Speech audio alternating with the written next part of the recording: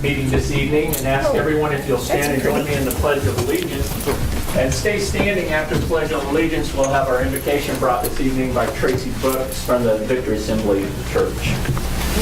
I pledge allegiance to the flag of the United States of America and to the republic for which it stands, one nation, under God, indivisible, with liberty and justice for all. Let's pray. Heavenly Father, we thank you for the opportunity that has been given to us today to acknowledge you before the City Council begins the awesome responsibility given to it by you and by the voters of this city.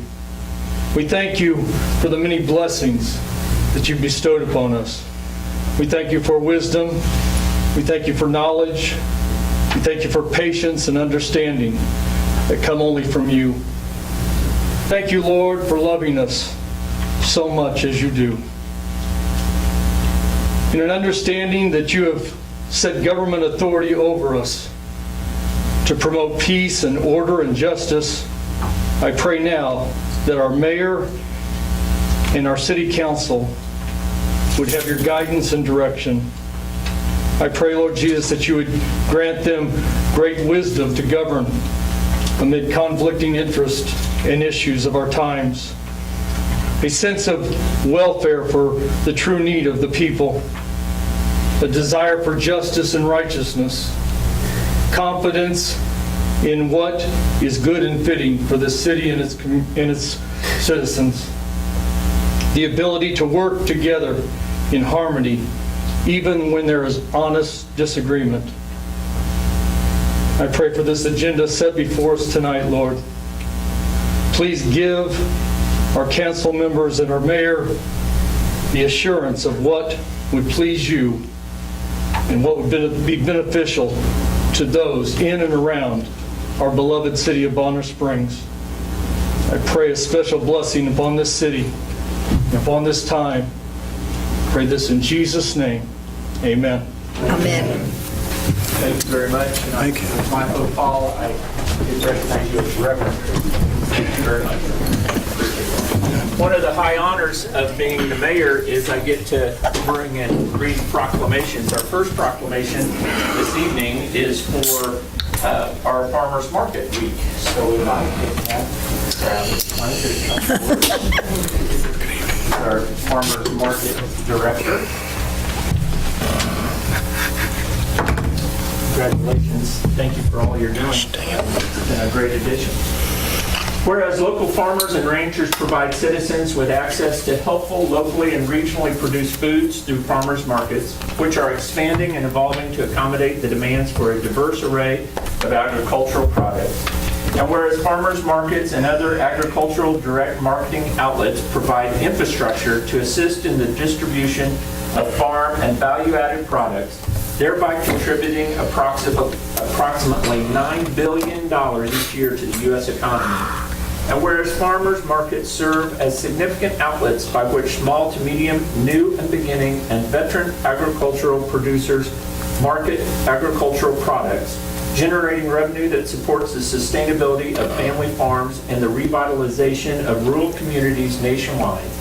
And whereas the City of Bonner Springs recognizes the importance of expanding agricultural marketing opportunities that assist and encourage the next generation of farmers and ranchers, generate farm income to help stimulate business development and job creation, build community connections through rural and urban linkages, and more.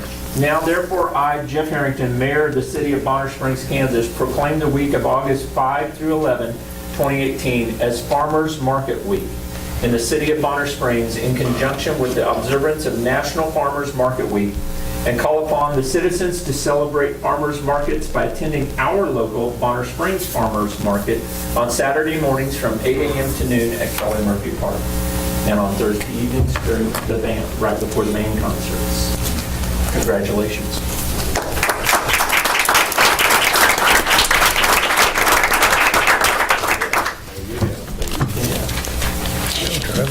Maybe they're in season.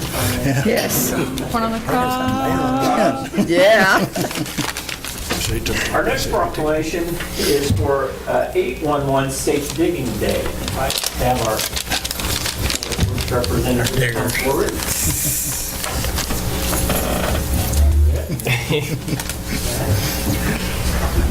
Proclamation, whereas each year, those who fail to call 811 to have underground lines located prior to digging jeopardize by unintentional damage the nation's underground utility infrastructure. Undesired consequences such as service interruption, damage to the environment, personal injury, and even death are the potential results. And whereas Atmos Energy, along with the 1,500 Common Ground Alliance members, promote the national Call Before You Dig number, 811, in an effort to reduce these damages, designated by the FCC in 2005, 811 provides potential excavators and homeowners a simple number to reach their local one-call center to request utility line locations at the intended dig site. And whereas through safe digging practices, excavators and homeowners can save time and money to keep our nation safe and connected with a simple call to 811 in advance of any project. Wait the required amount of time, respect the marked lines visually throughout the course of the excavation, and dig with care around the marks. And whereas all parties agreed that safe digging is a shared responsibility to know what's below and call 811 before you dig. Now, therefore, I, Jeff Harrington, Mayor of the City of Bonner Springs, Kansas, proclaim August 11th, 2018 as 811 Safe Digging Day in the City of Bonner Springs and call upon all citizens to contact 811 before beginning any digging. Congratulations. Thank you for all your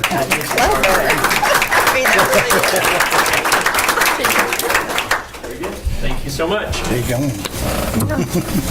And now I really have a great opportunity, and that's to recognize some of our athletes. The Special Olympics Unified Sports is an inclusive program which combines individuals with intellectual disabilities, athletes, and individuals without intellectual disabilities, partners, on sports teams for training and competitions. Athletes and partners compete alongside one another, each in a meaningful and integral role on the unified sports teams. I'd like to recognize Coach David Tolan, if you'd like to come forward, the coaches first, and bring all the students, athletes up.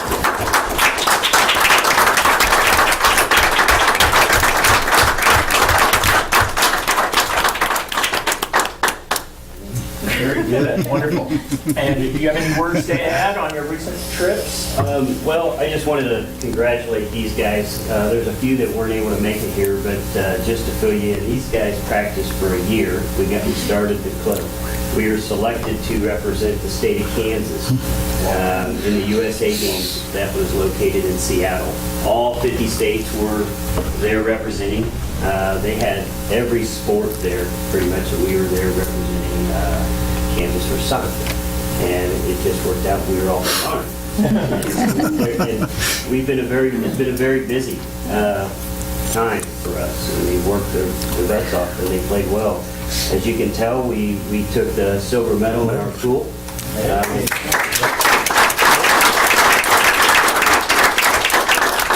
They played 7 games within 3 days. And that, anybody even in this room, myself included, 7 soccer matches in 3 days is a lot to have. And we learned a lot about each other. I can't play that many And I want to games. also thank Denise and Tracy over here. If it wasn't for them, there would have been probably less of us that would have made it back here to Bonner, myself included. One of the hardest jobs is counting heads. You know, in the city of Seattle, there was thousands of people, about 4,000 athletes, and it was just an amazing trip for these guys, ourselves included. We learned a lot about each other. Well, thank you so very much. And we have, the City of Bonner Springs has certificates of achievement. The City of Bonner Springs, Kansas hereby presents this certificate to the different athletes in recognition of your athletic achievements while representing the state of Kansas in the USA Special Olympics United States Soccer Games in Seattle, Washington, July 1st through 6th, 2018, presented this 23rd day of July, 2018. So congratulations.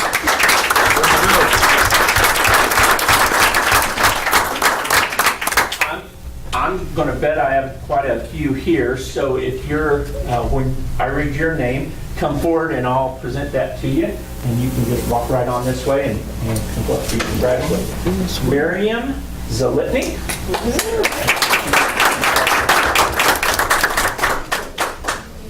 Peyton Sprague.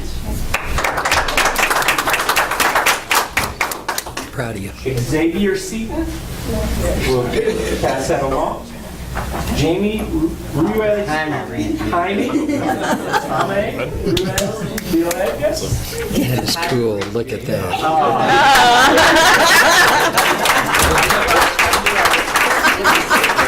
Wow, those are nice. Those are really nice. Irina Ortez. Fabulous, thank you. Congratulations. Very neat. Ariana. Ariana fine. Ortez. I know. Yeah, you know who my wife Oh, well, congratulations. Jenna McDonald. Thank you. Good job.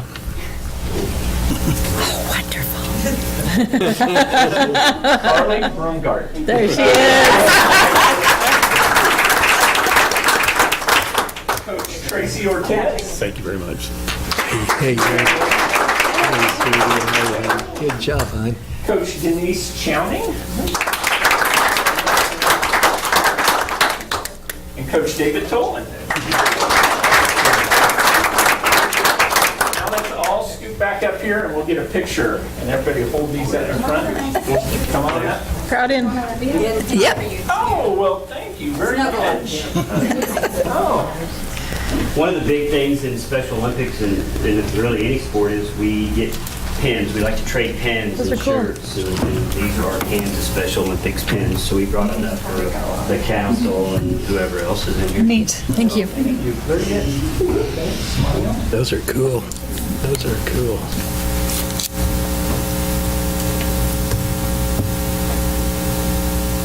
very good. Thank you so much. Good job, you guys.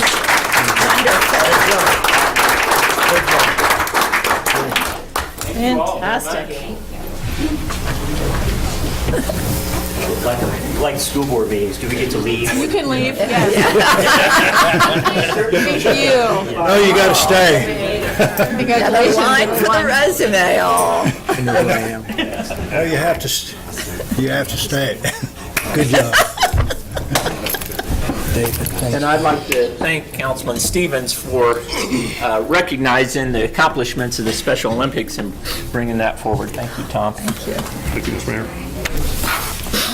All right, moving right along, our first item will be citizens' concerns about items not on today's agenda.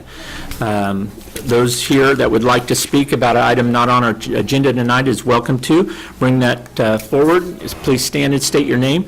These items will be considered and in the interest of fair and transparent city government, placed on a future council agenda as needed. So those that would like to come forward, please stand to the podium and name and address. Appreciate it. Thank you, Council. My name is John Pinks. I pastor the Olivet Church of God in Christ here in Bonner Springs. It's on the corner of Springdale and Nakoni. And our concern this evening is we were approached about our parking, street parking, on it would be Nakoni Street. And there is a sign halfway down the church property that says no parking, but being truthful, I don't know how long that sign's been there, but the church has been there over 70 years. And we've been parking there for over 70 years, but we were approached with a situation that we would be ticketed if we parked there anymore. And our church only parks there on Sundays and Wednesdays. We use both sides of the street. And we were coming to address that to see if there is an allowance for us to continue parking there on Sundays, mornings, and there are some special events that come about, but not that often. Like I said, we haven't had an issue with it until just last week we were approached. My understanding, I wasn't there, it was not even a Bonner Springs officer that approached, that made the statement that if you park there, you'll be ticketed. I think my understanding was from Edwardville, but like I said, I wasn't there. So the church, we have a lot of elderly people, and there is no other parking for us at this time. And so we were asking if there is a consideration for us to still park there. Like I said, we've been parking there for over 70 years and haven't had an issue. But of recent, we were addressed with it. So that is our concern. Thank you very much, Reverend Pinks. I'd first refer you to Sean Peterson, and maybe there might be some ways that we could assist with whatever concerns you have as far as parking. I don't know the particulars, but Sean Peterson, our city manager, and if you would give him your information, he'll be able to contact you and see what the concerns are and how best we can help and make sure everybody's best served. Okay, we would greatly appreciate that. Was that the only, Mother Hickman? That's the only thing on the agenda for the church tonight. Yes. However, we don't need it to be prolonged because we meet there every week, at least twice a week. And there are certain times that we have other churches come in, I addressed that, Mother. and they would have no parking space, and it might be before we can get to the city manager. Well, I sure appreciate your concerns, both of yours, and the people that can help you the most in the whole city of Bonner Springs is our city manager and our police chiefs. So if you'll make the information to them, that'd We be great. appreciate your time. Thank you so much. If there's concerns, they'll bring them back to us, and you're welcome to come back if there's further concerns. Anyone else like to stand and speak about an item not on tonight's agenda? You're more than welcome. I have one question. Please about come forward. At the park. Please come forward and state your name, yes, and address. Mrs. Hickman, I know you. Your face turns up every now and then. And again, I would say good evening to all of you. And my concern is the park, the gazebo at the park. We used to be able to have a water hydrant there, which we don't have anymore. And I'm wondering, why can't we have water? Because when we do a program there, we pay to do the program, and I do thank you for the electrical outlets in the gazebo. We finally got them. But we don't have water. And you're talking about the bandstand right here at the... Oh, I'm talking about the Lions Park. Lions Park, the one up front in the Yes, playground? Yes. Yes, we hold quite a few events there, and we don't have water. Okay. We used to have water there, and they had the hydrant, but they had a chain. They'd lock it once somebody, use it. Mm-hmm. A lot of times we get there and have to call them come unlock it, but now we don't have it at all. Oh, it's not there anymore? No, we don't have water to put out our fires. We don't have water to do excessive washing things. When you have a picnic and you're barbecuing and all, you need water. And to take a bucket of soap and water from home, I think that's ridiculous. Thank you very much. I certainly wasn't aware of that. We'll ask that to be looked into, and we'll get back to you on that. Sure would appreciate it. Thank you so much for making that concern known. Anyone else that would like to stand and speak to the city council about items not on tonight's agenda? Please, come forward. Yes, come forward. You know the drill. Just inert now. My name is Joe Peterson. I live at 2868 North 83rd in Kansas City, Kansas now. And I don't have anything, but I would like to introduce a very good friend of mine, and he's running for district court judge. And since I know a few of you, I thought it would have been a good idea for him to come up and maybe talk to him about himself a little bit. And I'm going to turn the rest of my time over to you.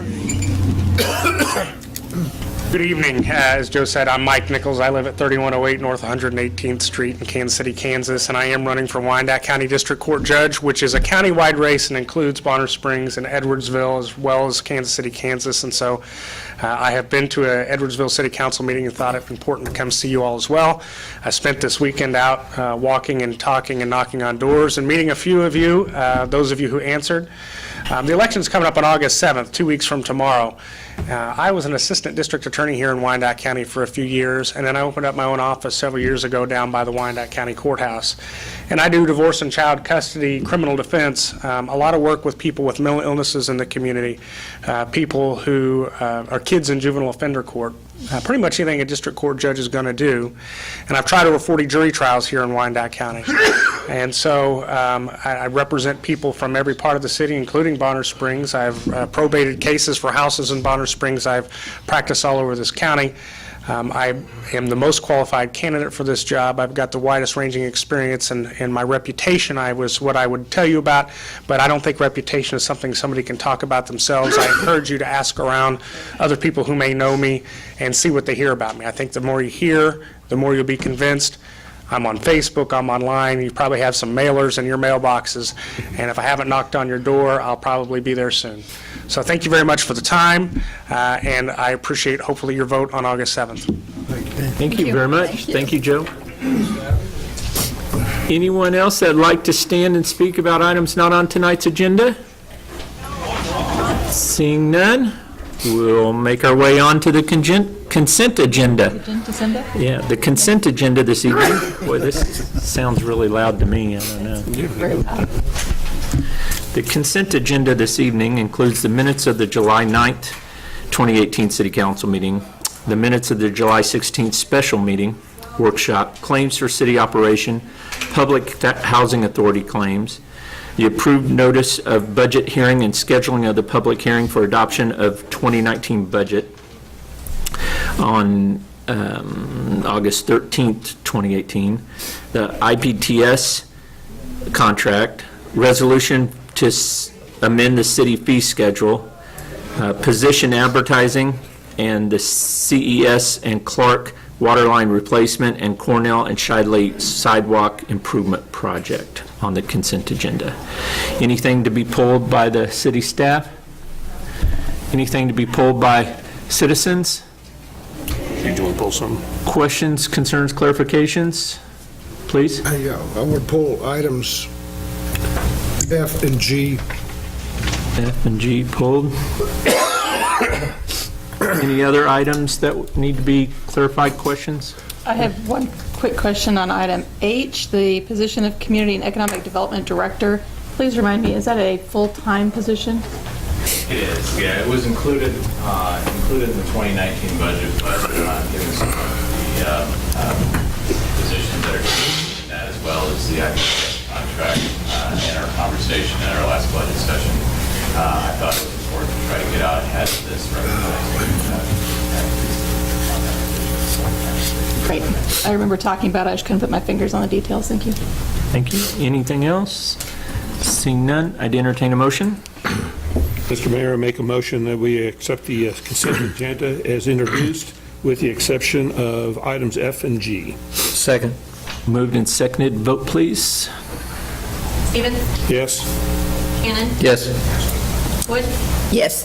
Reeves? Yes. Thompson? Yes. Gurley? Yes. Mackey? Yes. Motion passes. Very good.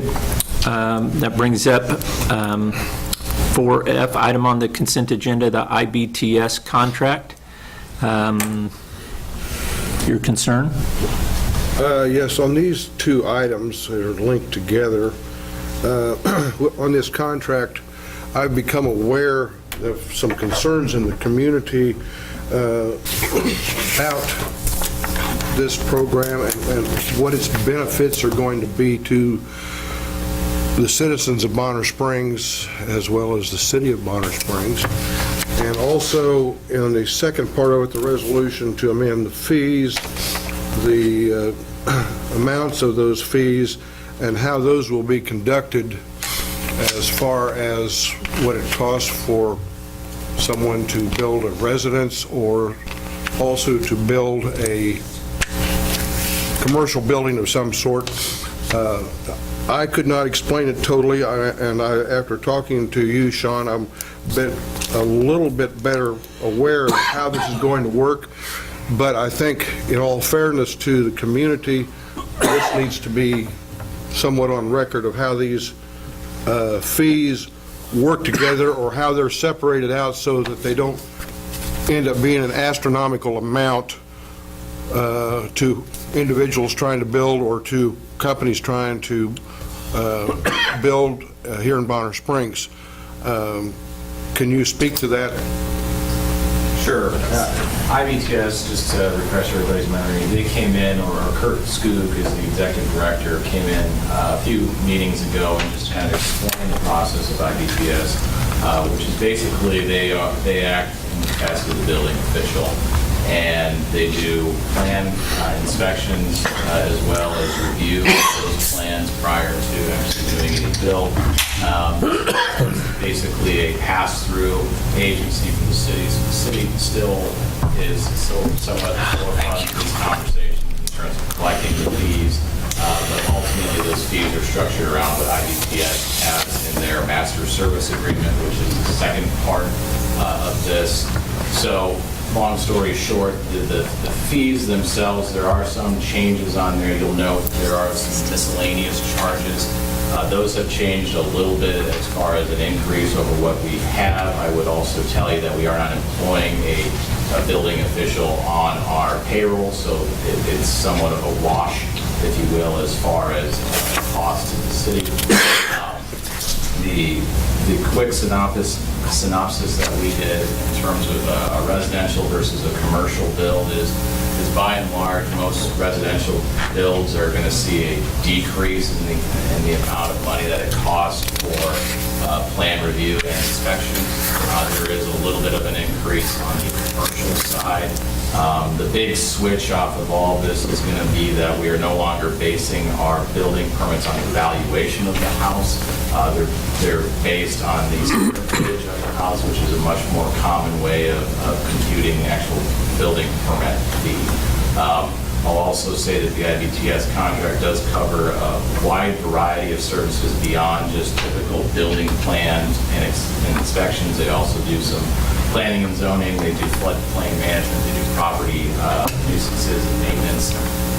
They have a variety of different services, and we've checked some of those. I would, in terms of things that we would quote unquote subscribe to.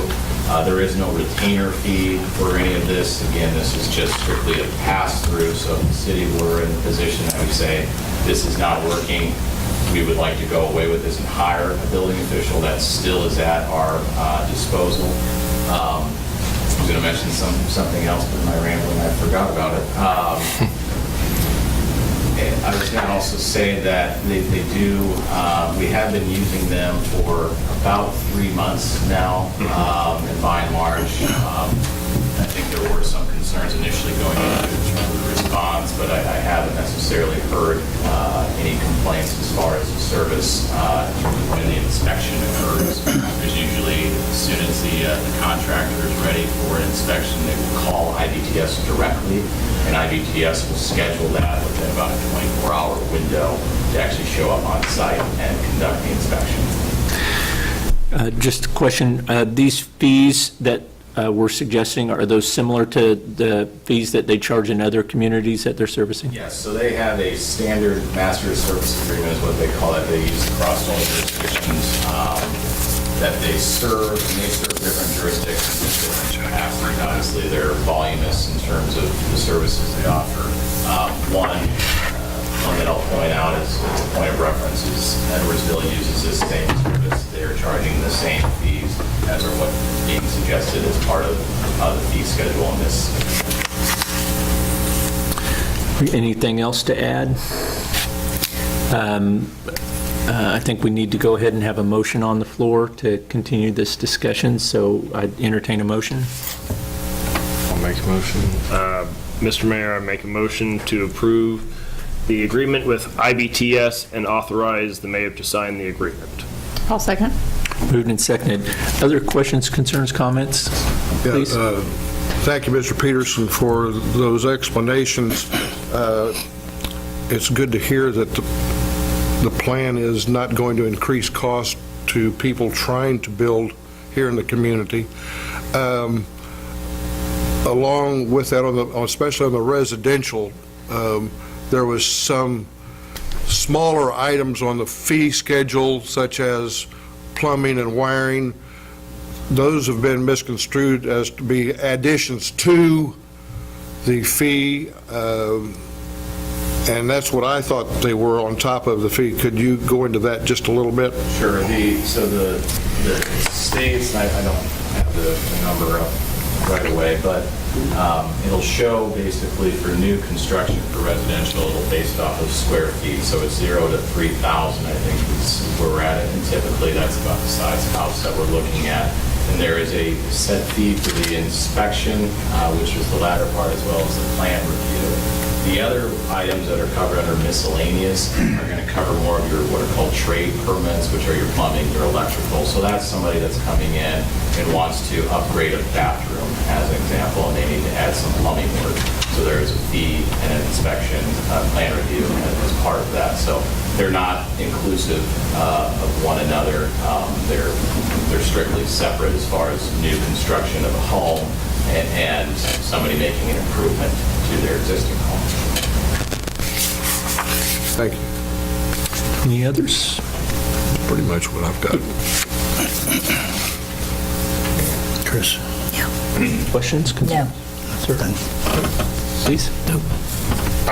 I was going to mention to speak on the, I guess, towards the affirmative of IBTS.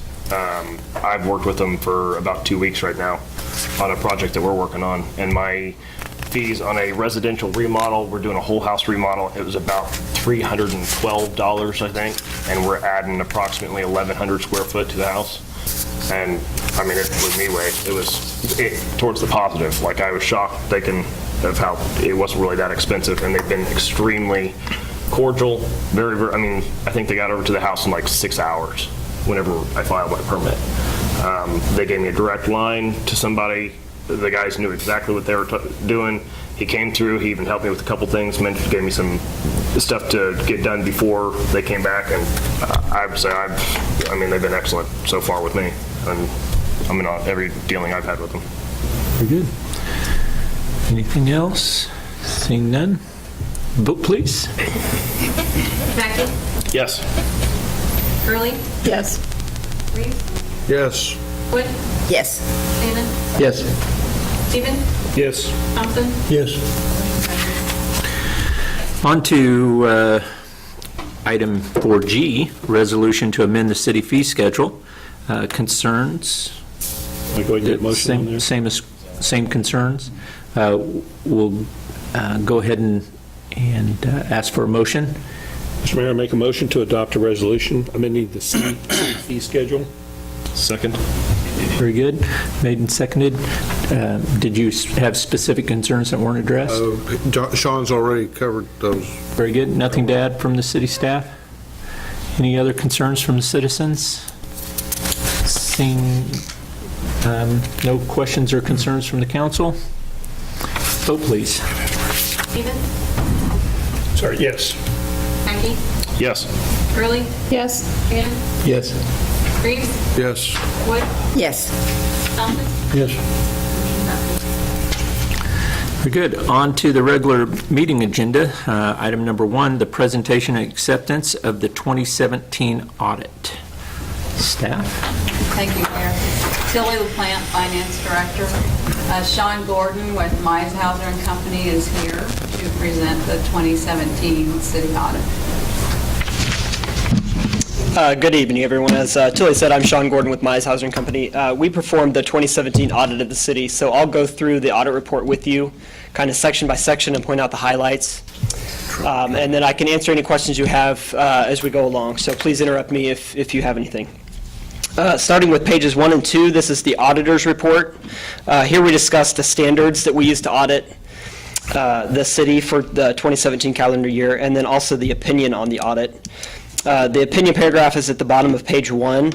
Here we've issued an unmodified opinion, which is the highest and cleanest opinion we're allowed to give under state law. So it reflects very well on the financial management of the city for 2017.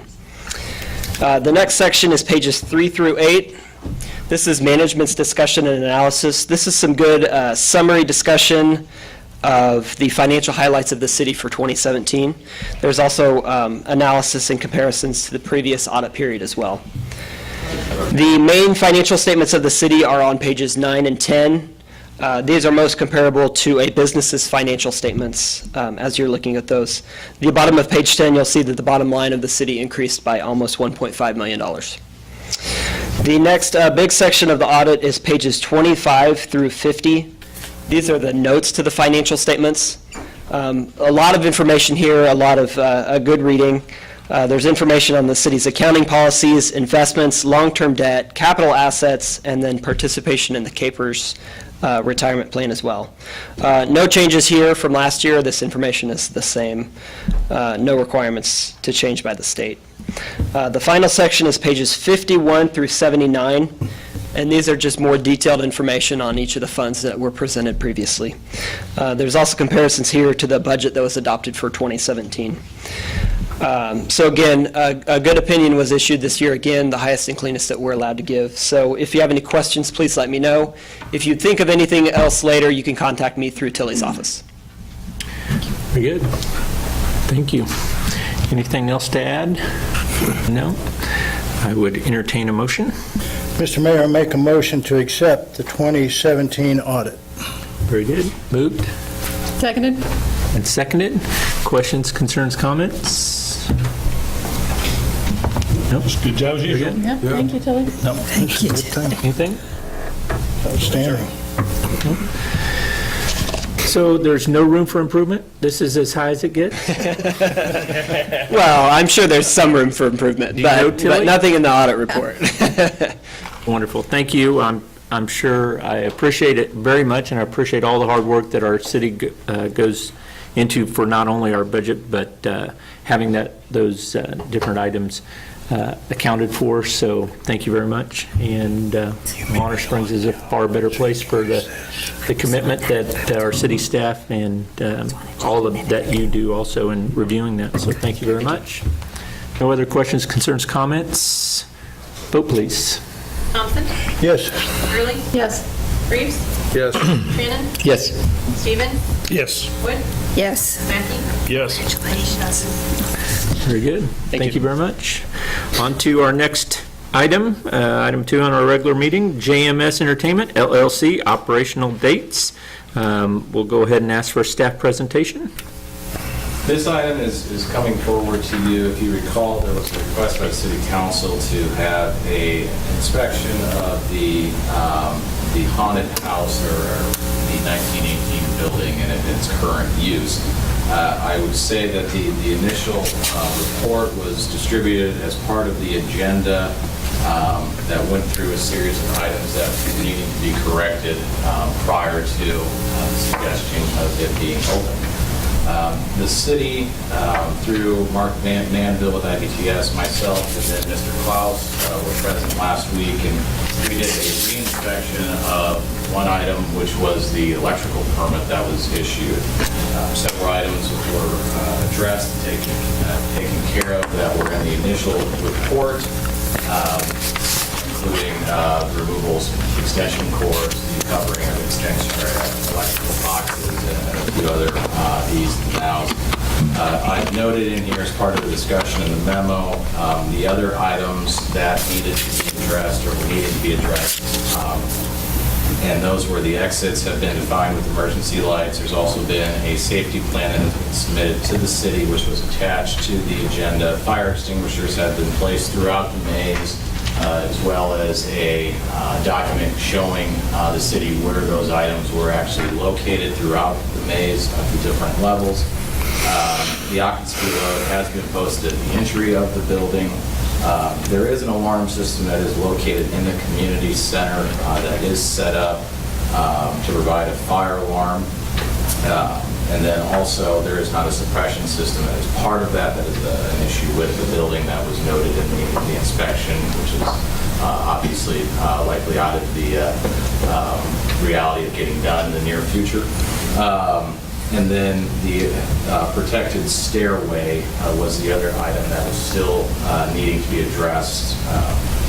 So the request at this point was to open up the haunted house for the dates listed here in the memo. I would also note that Sundays that are listed per the agreement are in Section 4D of the agreement. Any of those dates to open up on a Sunday would require an amendment to that agreement to allow for that.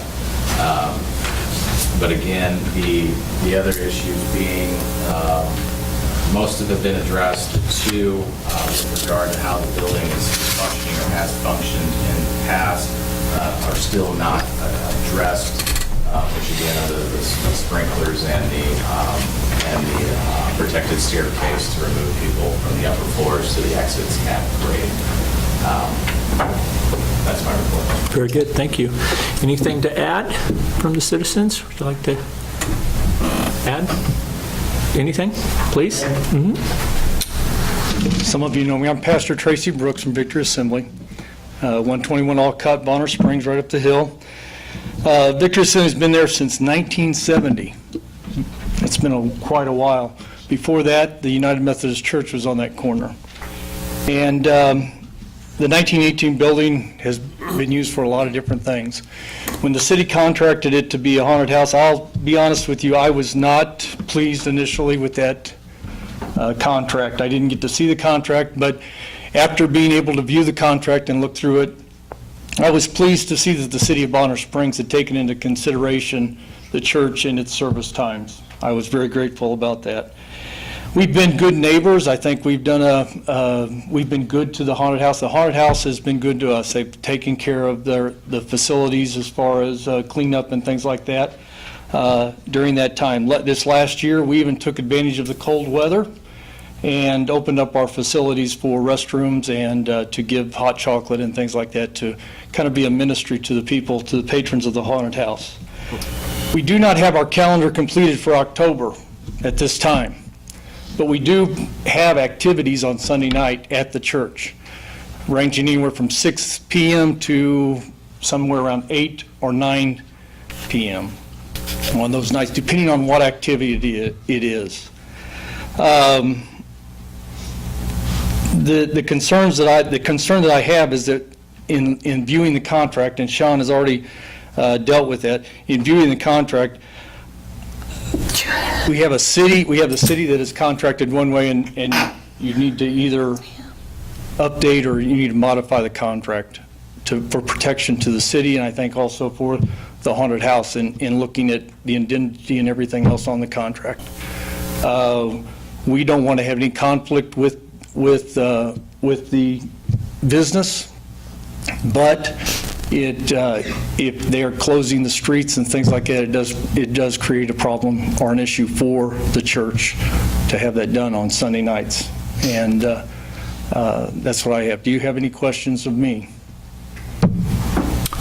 Don't see any. Thank you. All right. Anyone else that would like to stand and speak for or against this item on the agenda?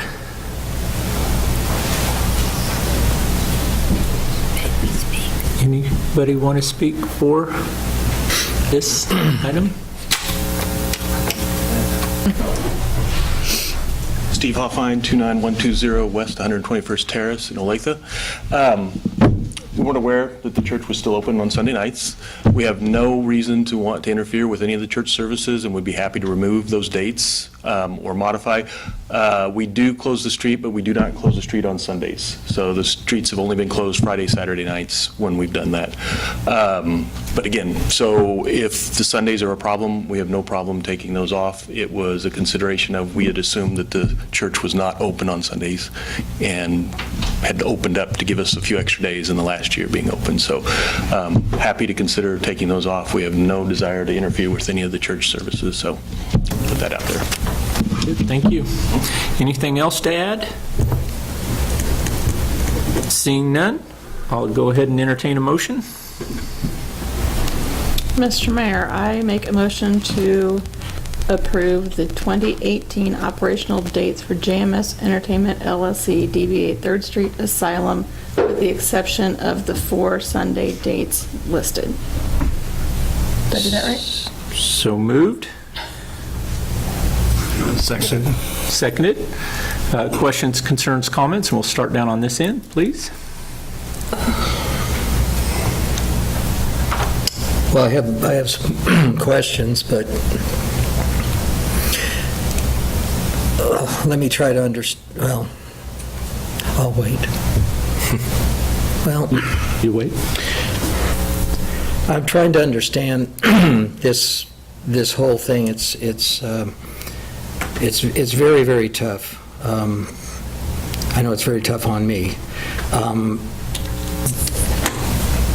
Sean, the way we're making a motion to approve or deny the operational dates.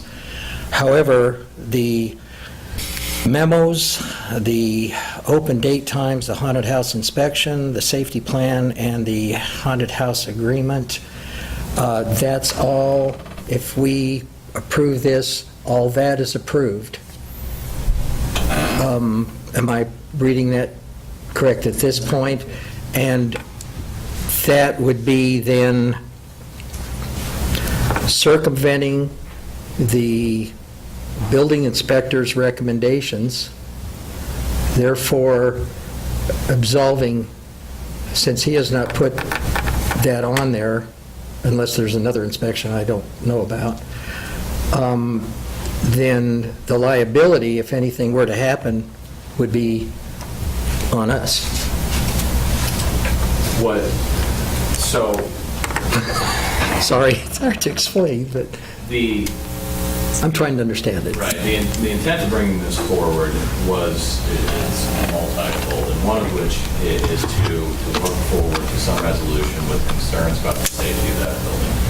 The safety of that building, as far as how it is currently being utilized, which is as a special amusement occupancy, requires certain things to be done, which were notated in the initial report, and also notated in my memo to you all, which is the sprinkler system as well as the enclosed staircase.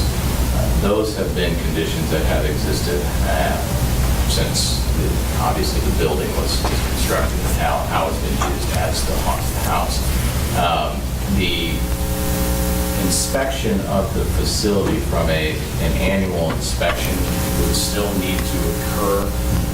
The intent is to allow 3rd Street to become operational as far as getting everything prepared. That was one of their concerns. The initial inspection was that not everything was installed as they would in the normal operating season. They were in an off-season sort of time frame. The concern that I think you're addressing is, again, the sprinklers and the enclosed staircase. You all are approving the use of that facility with those conditions in place by allowing these time frames. There would still need to be an inspection, but the inspection would be limited to things like trip hazards and things, again, more typical of a light type of safety inspection. That's not necessarily a defined term per se. But again, the two issues that I've already addressed, which is sprinklers and the staircase, are existing, and those are going to exist until they're corrected. And I don't think they're going to be corrected between now and October.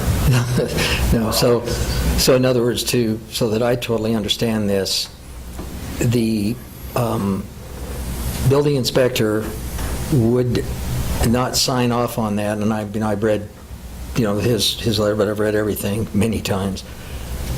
If he signed off on that and something happened, then he'd be liable. Well, I hate to even think that, and I'm not trying to, but I've got to be a realist. Say that you're absolving your liability from the city's standpoint by let's say this, but passing the buck to to a third-party sort of administrator or his staff. Generally speaking, it's all under the city's liability at the end of the day. Your concern about individual liability for you all acting as individuals approving this, I can't answer that question. Right. I can certainly give that to the city attorney and have them give some direction as to whether or not that would be an issue from an individual standpoint. That's kind of where that's at. Yeah, because I'm not sure, that's why I asked, I wasn't sure if that's what I was reading.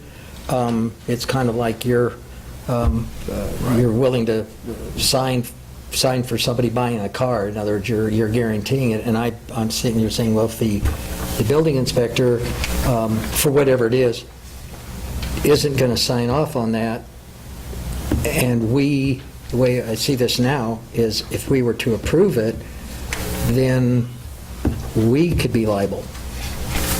Okay. Yeah. And I certainly want to hear what everybody has to say, if they want to say. I just was trying to, it was hard. Right.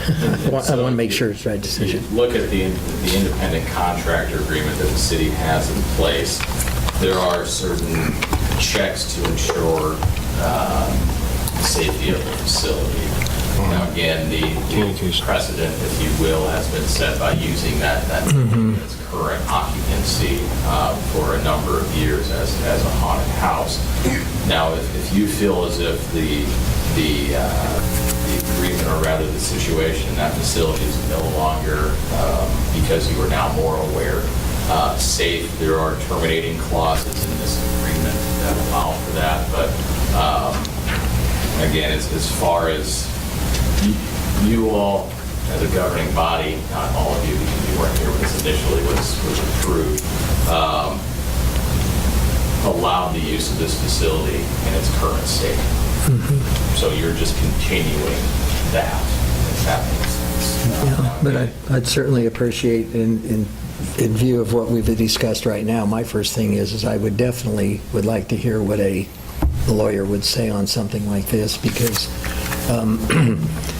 when you're looking at making a decision where you could become liable for anything that could happen, it's just a thought, so, thank you. Next. I guess with Mr. Shannon's concerns, I was kind of curious to ask you gentlemen if you've ever had any style of fires or events in the magnitude that have had any instance in where you've had to close down for a day or a weekend or anything along those lines in your entire span and run. We've never had an accident. Okay. Okay. And employ Scott Oak, fireman, full-time. So Gotcha. I appreciate that. We had our inspector from the city of Lenexa, we had the fire department in on a regular basis. They actually do training inside the building as it exists now. They're aware of how to come in and out. We have regular walkthroughs. There are at least 3 of us that walk through the haunt continuously, tracking people. We have 2 to 4 security, private security people, plus 2 off-duty police officers that man the facility full-time. So I think that we have done quite a bit. We're fully aware of the potential issues in an operation like that. When we attend our convention in the spring, part of what Scott does is spend time at training classes for fire safety, for safety in general, and what the industry is doing and performing. Many of the props have been sprayed with fire retardant to prevent fire from happening. In our first few years of operation, Scott actually tested some of the materials to make sure what burn times were so that we knew, so we were prepared. God forbid anything happened, we think we were as prepared as we possibly can be. We've got alarms. We run training throughout the season. We actually run fire alarms for our people. We don't announce them so that they know how to escort people out. We have paths that they're to follow so that they, not just our people run out of the building. Our people are then to follow a path to make sure that they're pushing patrons out to the exits. At any one time, we are not that far as the 1 story. I understand the issues with the covered staircase, but we're less than 1 story off of any exit out of the building. There are fire escapes out the back that in certain emergencies, if we couldn't get out areas, we have other escape paths to take. Fire extinguishers, Scott does training with all our people on fire extinguishers and their operation. They're also trained when to use them and when not to use them so that they don't think they can fight any fire. More importantly, to get people out of the building, but a small fire, they would be able to fight a small fire. And then beyond fire safety, we also do training on what to do with belligerent employees, patrons that come in, how to handle people that become unruly and so forth. And we've had to deal with that, but we have, again, the security. Of course, we have the police department there to take care of that. They're on payroll, so. Okay, thank you, gentlemen. I appreciate it. You answered my questions in there, Tony. I don't have any questions.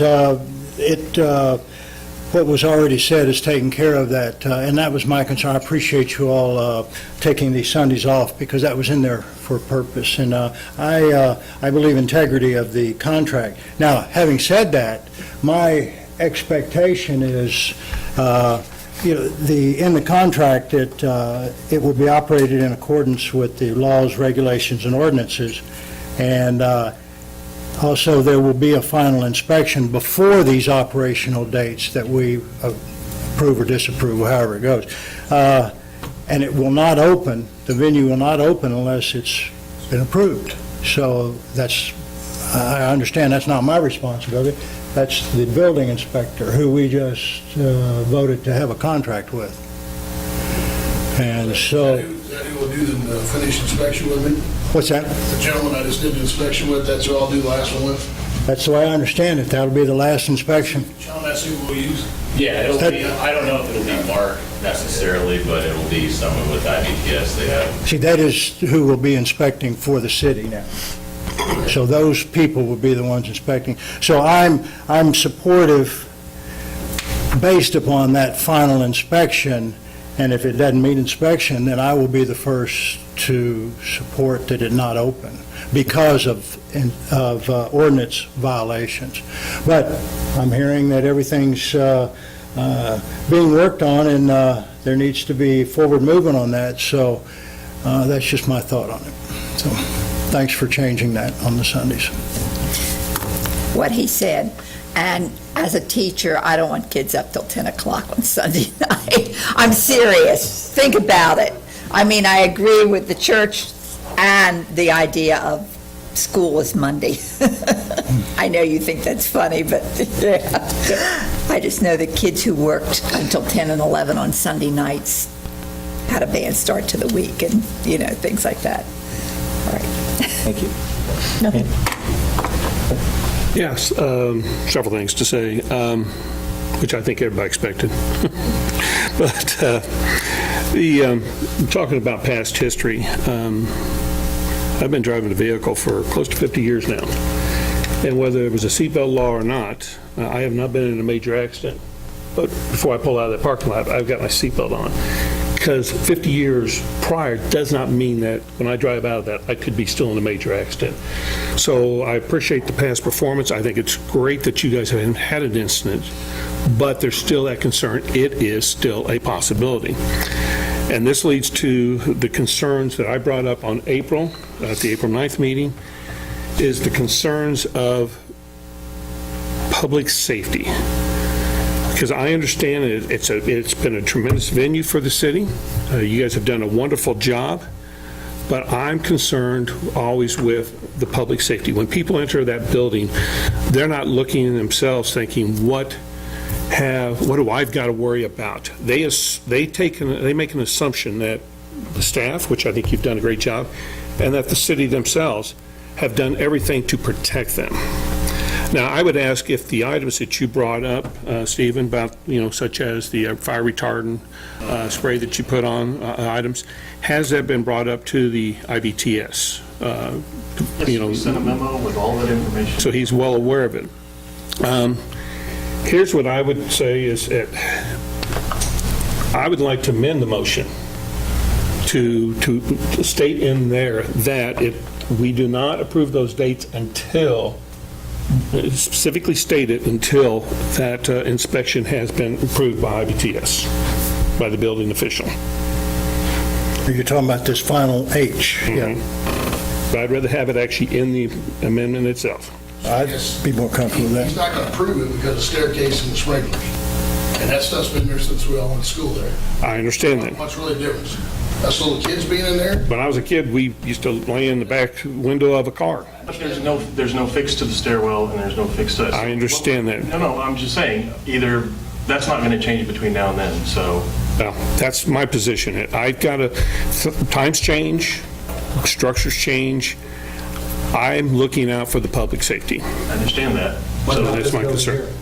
The fire sprinkler system in that? I don't know, I couldn't tell you.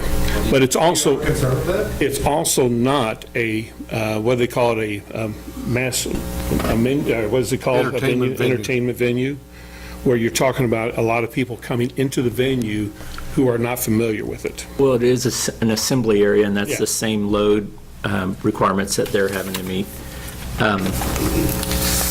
But you made a motion to amend. Assembly use. Is there a second?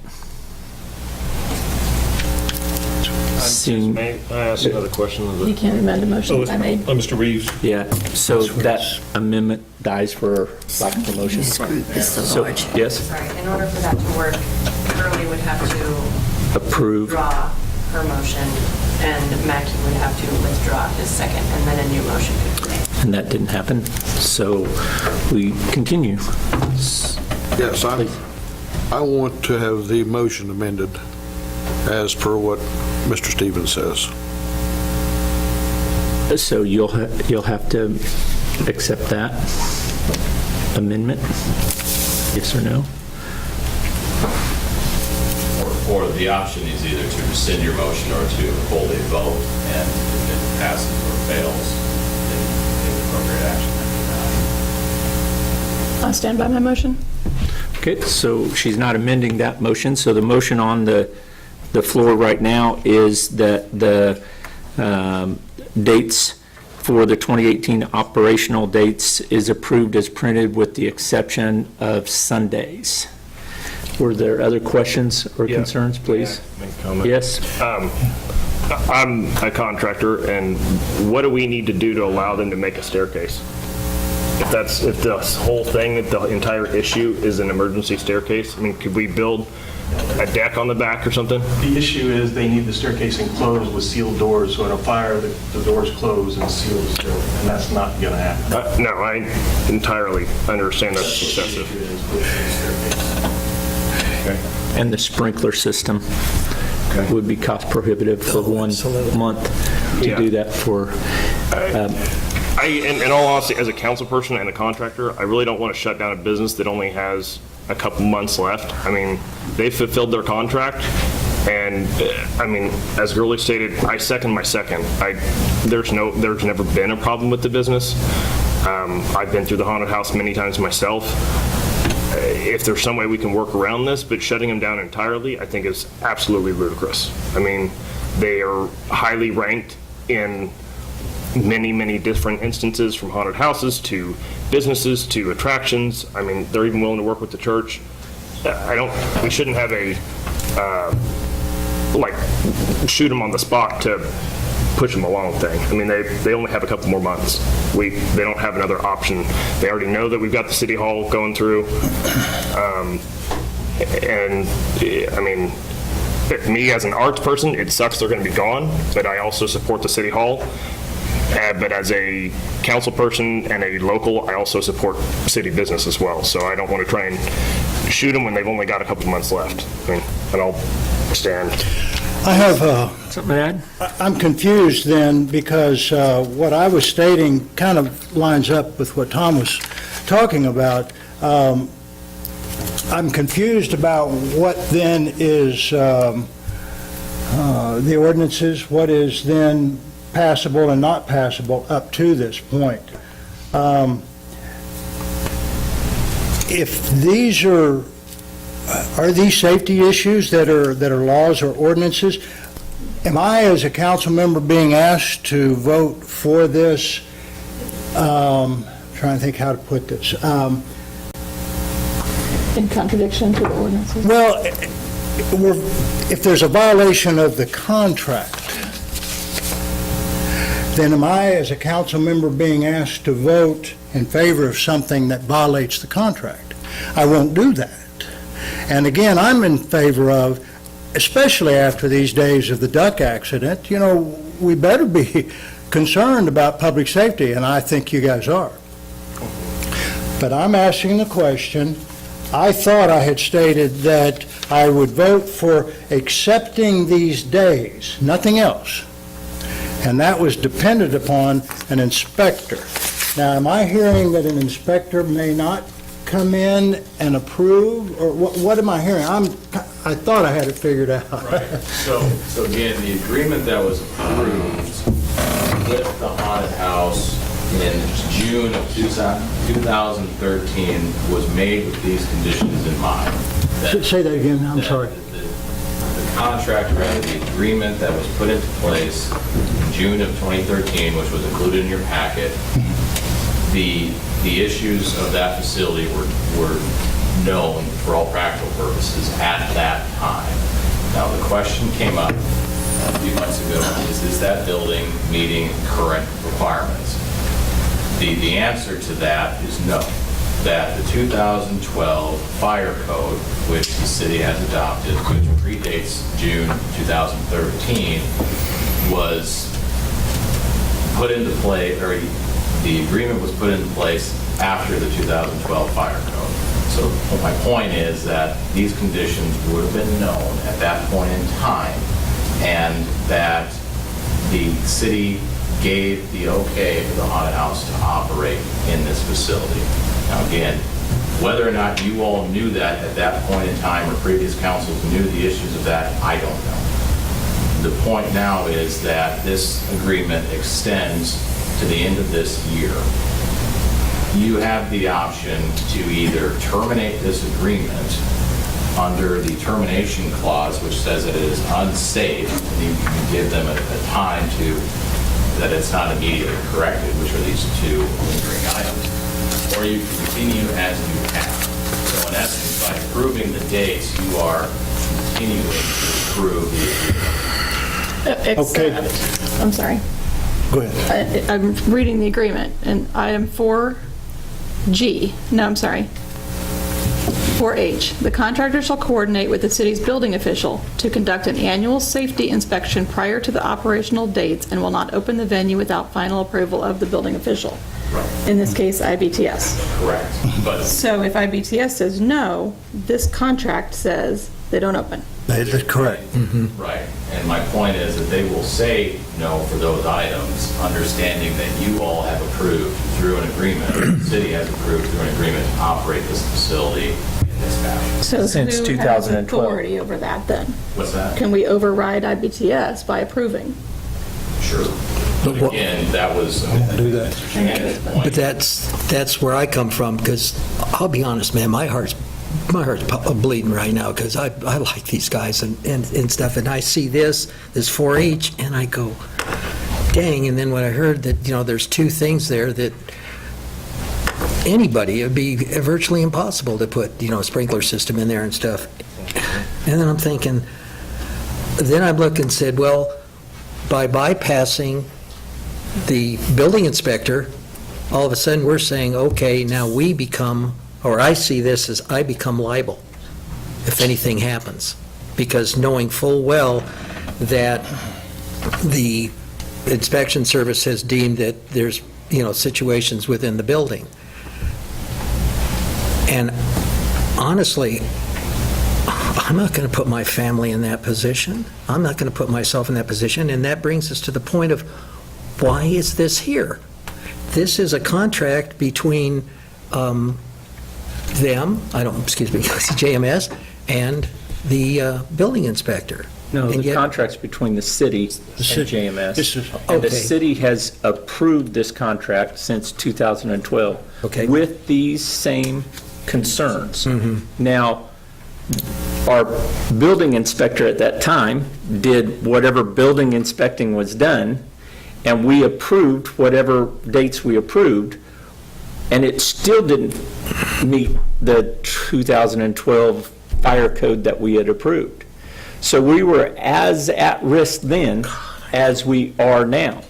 Has anything changed from that? No. Has anything improved? Well, they've gone through it with a Yeah, fine-tooth makes comb this year. And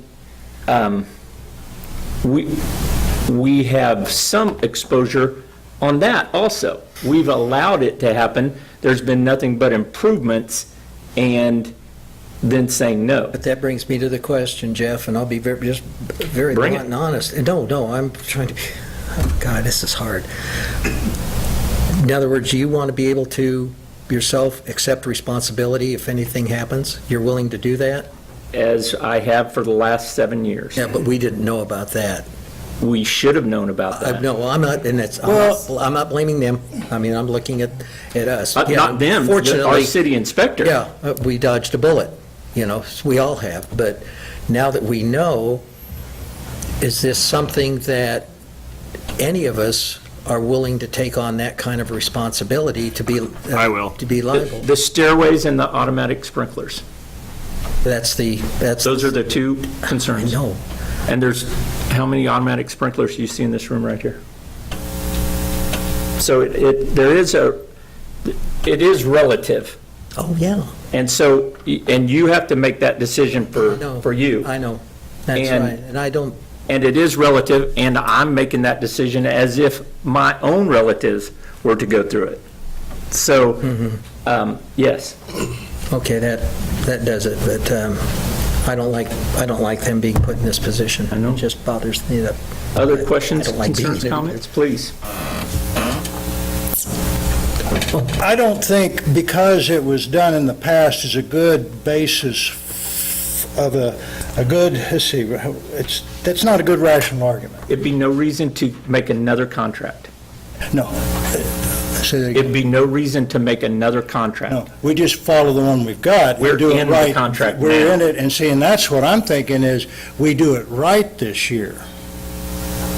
Now, if I'm understanding, it's still, the sticking point is the sprinkler and the protected stairway. And that was the issue 4 years ago? It's been an issue the entire time. It's building. Well, and here's the other thing, is I've got a paper that says that it's not safe. Is this memorandum the paper that says it is, other than the, then how can I vote for this? See, then I can't. I've got to start this year and say, but you see, my safety valve is this inspector. I'm not the inspector. All I do tonight is approve the dates. I can approve dates, but that's contingent. I'm not approving the dates saying, yes, go forward. I'm saying I approve those dates, but that's contingent upon a contract, whether, no matter how it was operated with or dealt with in the years past, I have an obligation as an elected city official to take it now and go forward. That building inspector is not going to approve the sprinkler, because there is none, and the stairwell being approved. The building inspector is going to come in and say there's no trip hazards, there's no confined, whatever other things that a building inspector looks at, but those things he won't sign off on. He's already thrown those flags. Right, yeah, and to maybe make something more clear, the building official is not, or IBTS is not going to come in and recommend the use of that facility in its current state for the use of a haunted house. That decision was made as part of the agreement in 2013, was to say that we're okay with using that as a haunted house. Again, whether or not you knew about those issues at that point in time is I think you all debate that a little bit and make a decision as to whether or not you want to continue to use that building in an unsafe condition. But again, recognizing that the agreement already gives them the okay to use that building. What we're asking for, or rather what I'm trying to have, is the city council needs to say, we're okay operating this building as we have with these operational dates. And then the building official will come in, as the mayor has said, and do an inspection of trip hazards and making sure that those types of items are taken care of. But again, big building issues, a sprinkler system and an enclosed staircase, are not going to go away between now and when they want to. So you are in essence, there is not a check with the building official here. The liability, if you want to call it that, it still goes back to the agreement that was signed that says that they can operate under these issues. I don't know if that helps or not. I'm confused. Ma'am? You had something? Oh, I just, it doesn't affect the outcome of this conversation, but I don't think that the responsibility for installing a sprinkler system and the enclosed stairway falls to the lessee in this case. The building is owned by the city.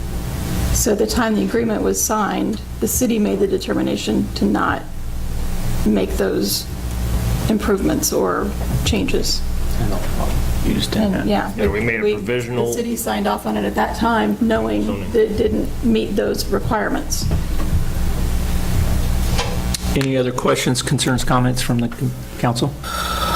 The perception of safety in the past 5 years has improved exponentially over what it was. I have long thought that you guys have done a good job there.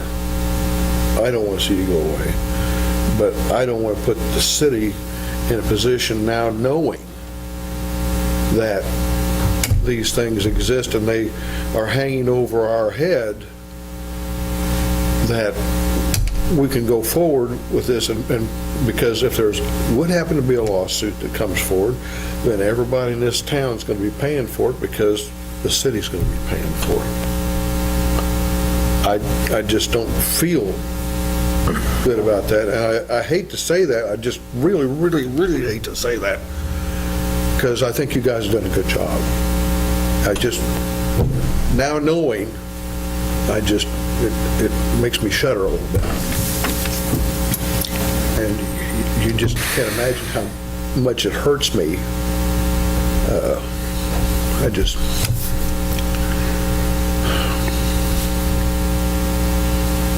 That's all I'm going to say. Thank you. Nothing else? Please.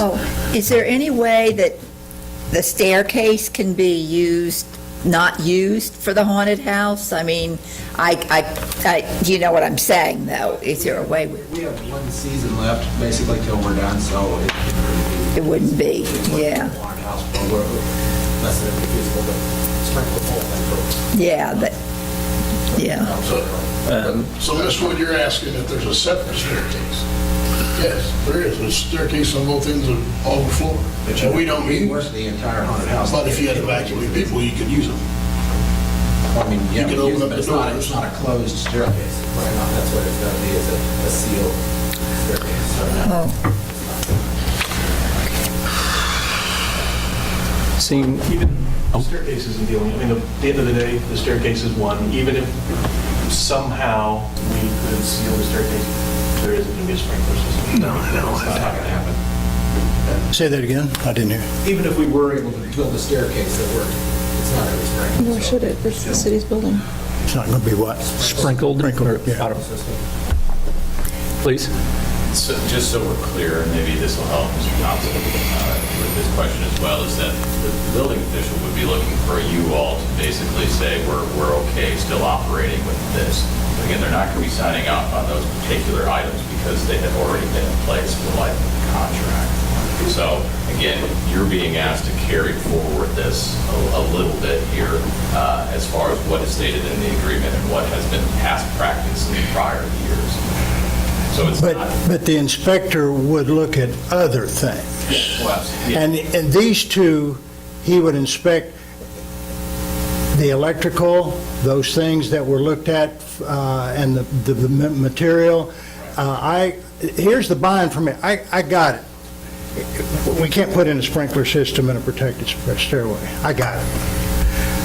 But the other things, if he's going to come in and approve the other things, then that's the safety valve for me, to keep it safe. Now, again, I want to be clear on that. I would vote for the dates But if he says it doesn't pass inspection because widgets aren't in place and has nothing to do with the stairwell or the sprinklers, then I am 100% in shutting it down. Well, that would be no different in my business, I agree. Yeah. My business that I run, if they come in and they inspect it, and they say, you don't have this, Yeah. don't fix it.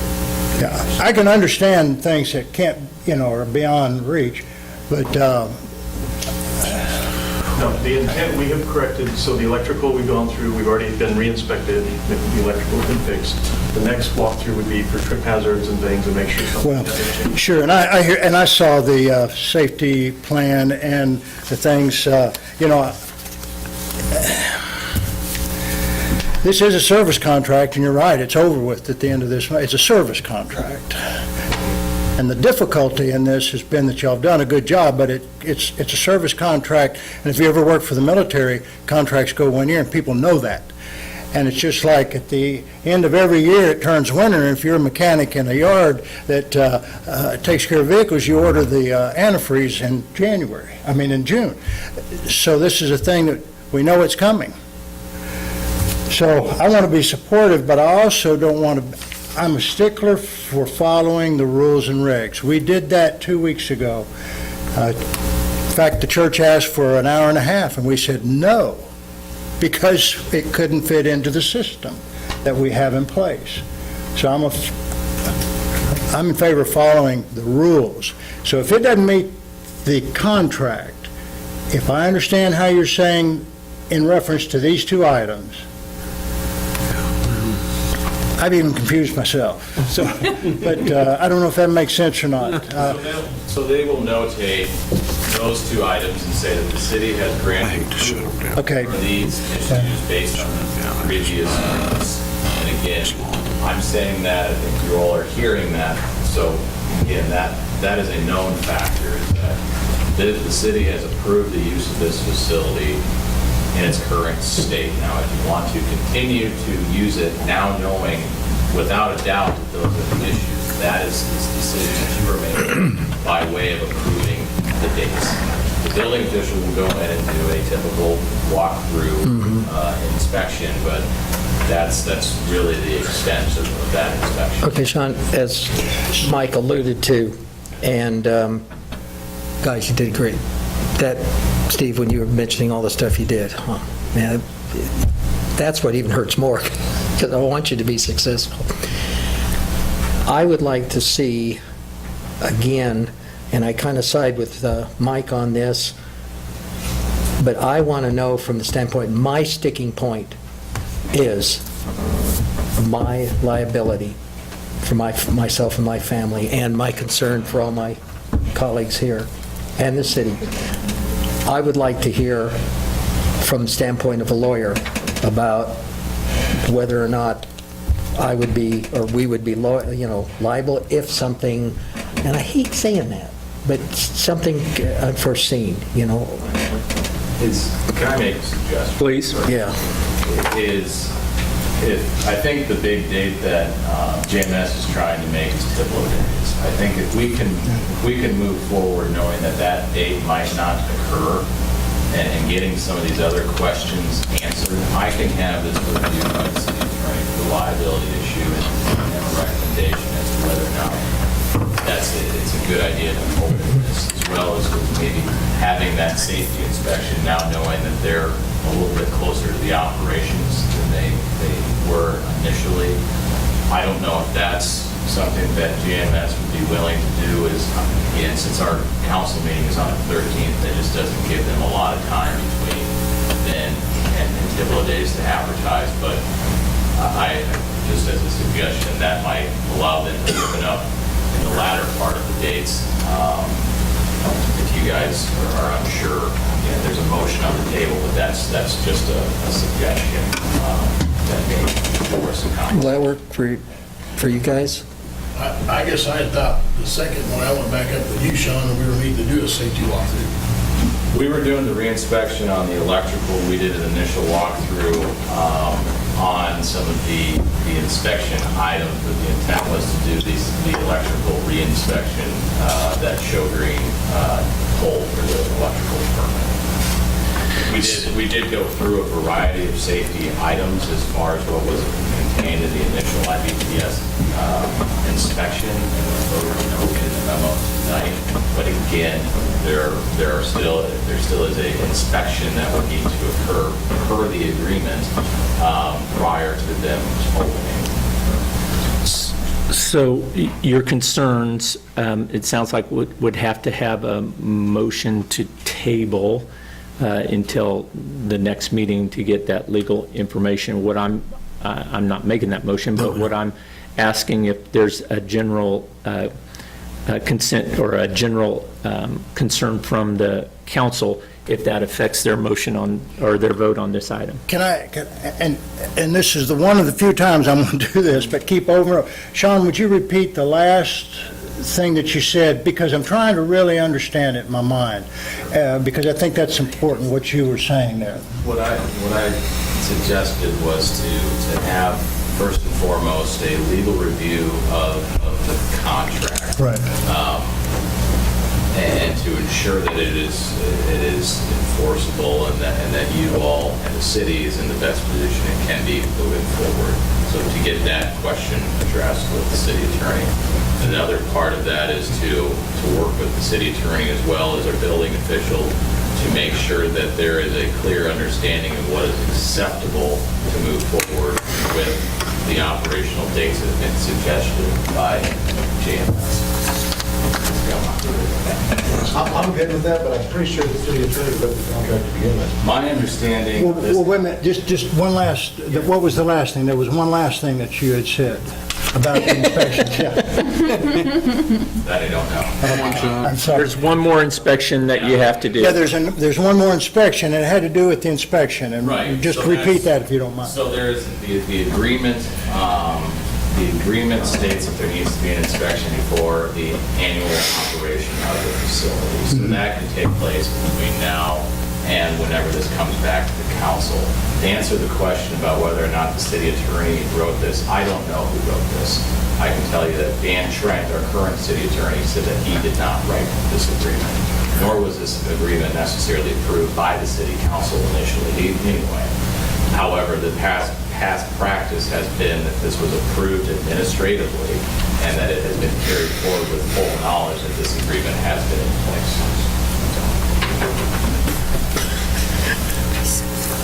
Clear as mud? Okay, where are we? Thanks, Sean. So we have a motion, go ahead. I have a feeling this is going to go down tonight. So in an effort to get more information that will allow the business to open for October, I would like to withdraw my motion and make a motion to table to the next meeting with the hope that we will have input from the attorney and the reinspection completed by that time. Great. I'm curious if the There's a attorney- motion. I have to rescind my second. I think Mike made the second. Oh, Yeah, I was second. okay. Will this change anybody's vote? If the attorney backs this, will it actually, will it help you guys in your decision any? Well, it will with mine, but it doesn't, it's still, I'm going to be looking for the safety of the people, as Tom said. And that's the thing, and not going against a contract. I believe in integrity. And so, yeah, it would help hearing that, but that still does not, I'm still going to need to continue, and I think I understand what Sean said, and I appreciate you repeating. That last safety inspection, they're not necessarily going to look at these two things, but they will look at other things, and they could shut it down, or they could not shut it down. I'm okay with it going either way, as long as the inspector said yay or nay, based on everything else except those two things. Can I? And we have the safety of the people, because I've been on recovery efforts and things, so I don't take it lightly. I was just going to say is that, continuing with what Jordan was asking and what you were talking about, Mike, my concern has always been about public safety. What I would like to do, if we decide to table it, is if you could produce a list of all the things that you have done, such as fire retardant, you know. I think it's there. You can create that list. Yes, it's already been done.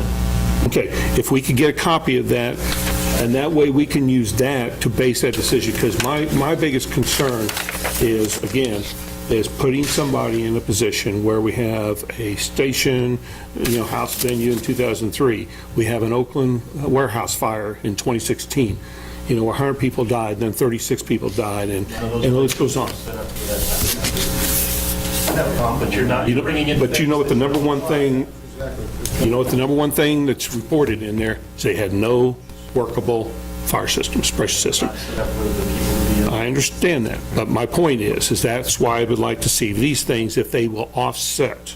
Gentlemen, if I may. That's what I'm looking for. I believe that parts of our high school that were approved to be constructed recently or within the past 10 years, that they negated the fire systems just as a note, and we approved that, or the construction of those facilities. Just to keep in mind, there are different requirements based on the different assembly types of the building. So there's different requirements for a house that doesn't need a suppression system versus a commercial building and so forth. So there are several different types of assembly buildings that have different requirements. Yeah.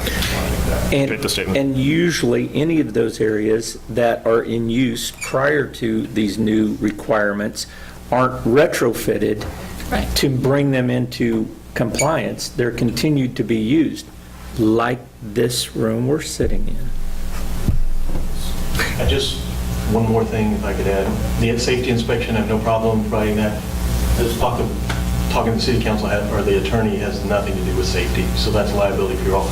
I just put that out there. So I don't want to wait, go spend a bunch of money to get everything up to speed for the next safety inspection if I'm only going to hear that you guys' liability isn't going to change. There's no point in me spending more money on that. So I'm just looking for a decision from you guys. If that's what you're going to do, if you're concerned about your personal liability, that's on you. It's fine. But don't tie that to safety. Those two are not the same. Well, see, let me just share my personal feeling about tonight, is that I feel like I've been put in a bind from past, whoever made this contract and however it was handled over the past years. See, I didn't have anything to do with that. And so tonight, approving dates, I'm actually approving use of, actually is what's coming down to. And I kept hearing that several times. But I keep trying to reiterate that I'm still concerned about the safety part. By it coming to us, we are liable. We are acting on behalf of the city. We are elected officials, and there is a huge responsibility in that. And I got it. I ain't a lawyer. But that's a bind we've been placed in, and I don't appreciate this bind, but that's what I get paid the big bucks for as a city council member. But you can't tell me that there's no responsibility there or anything like that. I said it wasn't a responsibility. What I said was to Well, I want to make clear on that, or liability, I think is the word. So I would feel better if I have the responsibility to make a call or a vote, and I make it against something that I'm liable for. I think that's pretty important. In the effort of giving you guys a hope of opening at this point, it doesn't look like, if I tried to force my second, it doesn't look like it would go in you guys' favor. In an effort to hopefully give you an opportunity, I will rescind my second. Well, the other thing, too, is based on what I'm hearing, I'm not saying shut this thing down, just like we did last week. Is there a way we can make this work? Yeah. Is there a time frame? If everybody, I appreciate y'all working with the pastor. Is there a way we can make it work? I'm not trying to shut this down. I'm not against this. Even if we do everything, we still can't get the hallway, we still can't put the fire sprinkler. So But we've already. Oh, no, but my point is that I'd like to see the list. We don't have a list that shows what are the other options you have employed to try to offset that. We don't have that in front of us. So as far as I'm concerned, I'm sitting there looking at a potential combustible fire trap.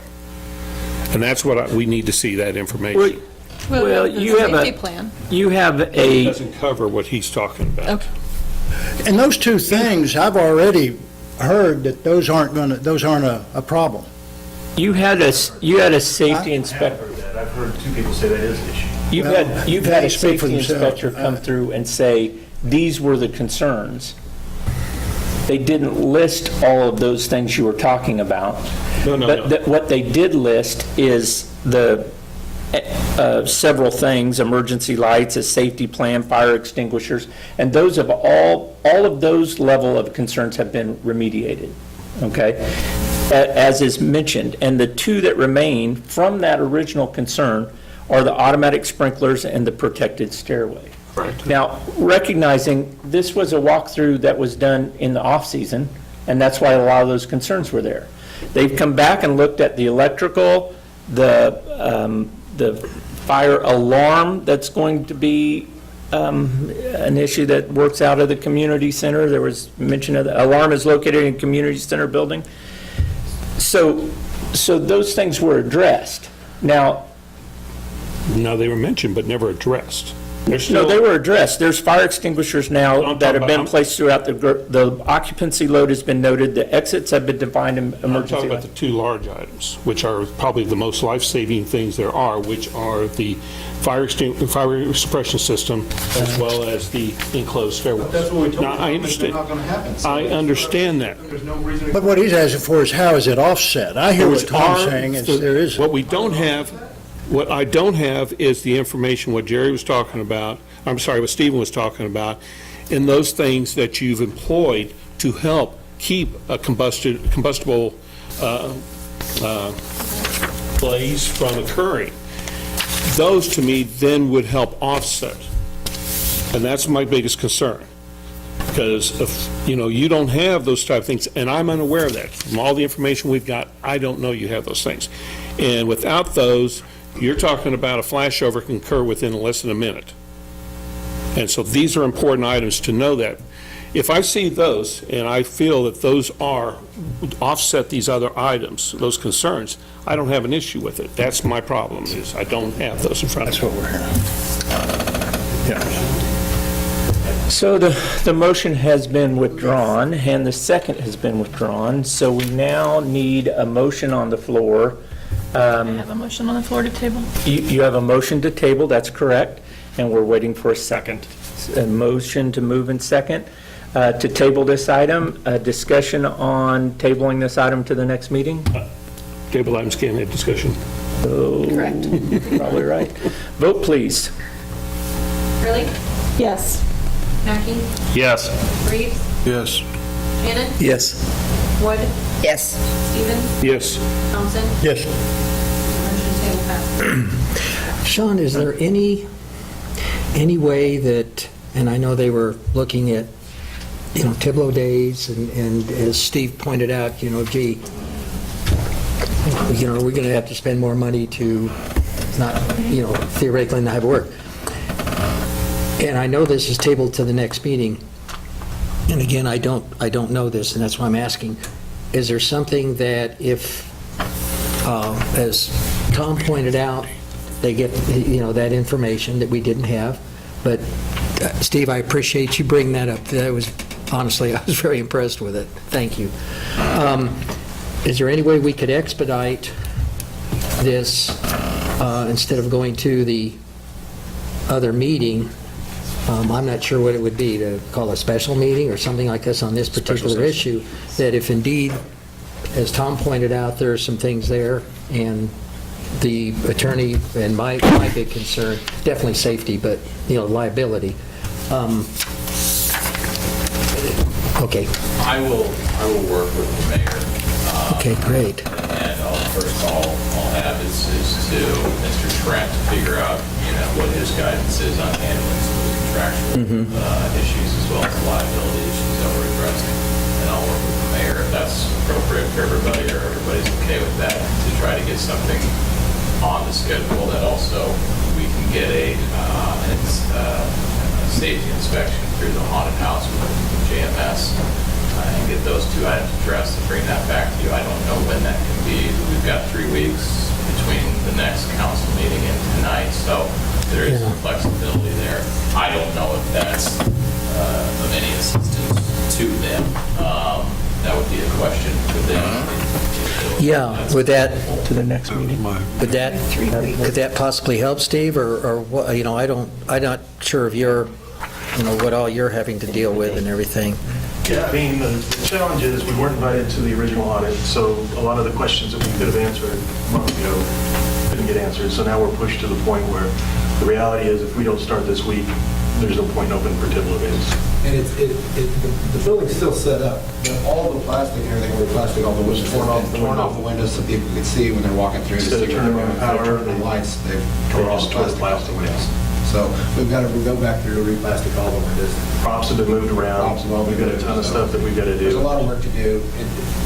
Have none of that been done? Yeah, take it right up to the wire, and then you walk in, flip the switch and go. But Well, we're not going to be inspecting the drapes or anything like that. We're going to be going through and looking at the extension cords and making sure that the safety items are done. So as far as, again, we're all concerned, I'll work with the city attorney, work with the mayor to schedule a different time to bring this back for you all for deliberation. If that works, and then do an actual inspection. So do we have to wait then until the next meeting, or is this something that could be, since this is kind of a special issue? Special Yeah, I meeting? think that's all right with you, if I can set that with the mayor and make sure that that's scheduled between now and the next meeting, third meeting.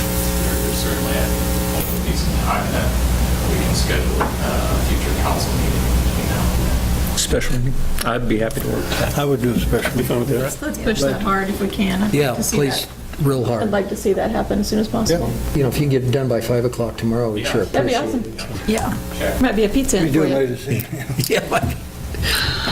On to item number 3, the electronic ticketing. Thank you, gentlemen. Thanks, guys. Electronic ticketing, staff? Billy Knapp, Chief of Police. We're going to have a request to enter a month-to-month lease agreement with DigiTicket for electronic ticketing solution, as well as the approve and purchase of 5 printers with a 3-year service agreement and 4 2D scanners. In background, the city of Bonner Springs, as part of this new World KCK project, also entered an agreement and started with the Regis Court system. Part of that agreement was to deliver an e-ticketing solution for officers. Currently, that system has not worked and doesn't appear it's going to work. Basically, officers handwrite tickets now. That creates a lot of issues as it relates to, one, just storage of those tickets. They have to be maintained for about 50 years. Other pieces of that, you have a lot of human error involved as far as reading people's handwriting, data entry issues, all the things that come along with that. So with that, the e-ticketing solution that came with the original Regis Court system came as part of that system, but it will not work for Kansas agencies. We did heavily invest in peripheral items as far as scanners and printers that to date have never been used. There are still some that we don't have enough for every car, which is the additional items that we're requesting.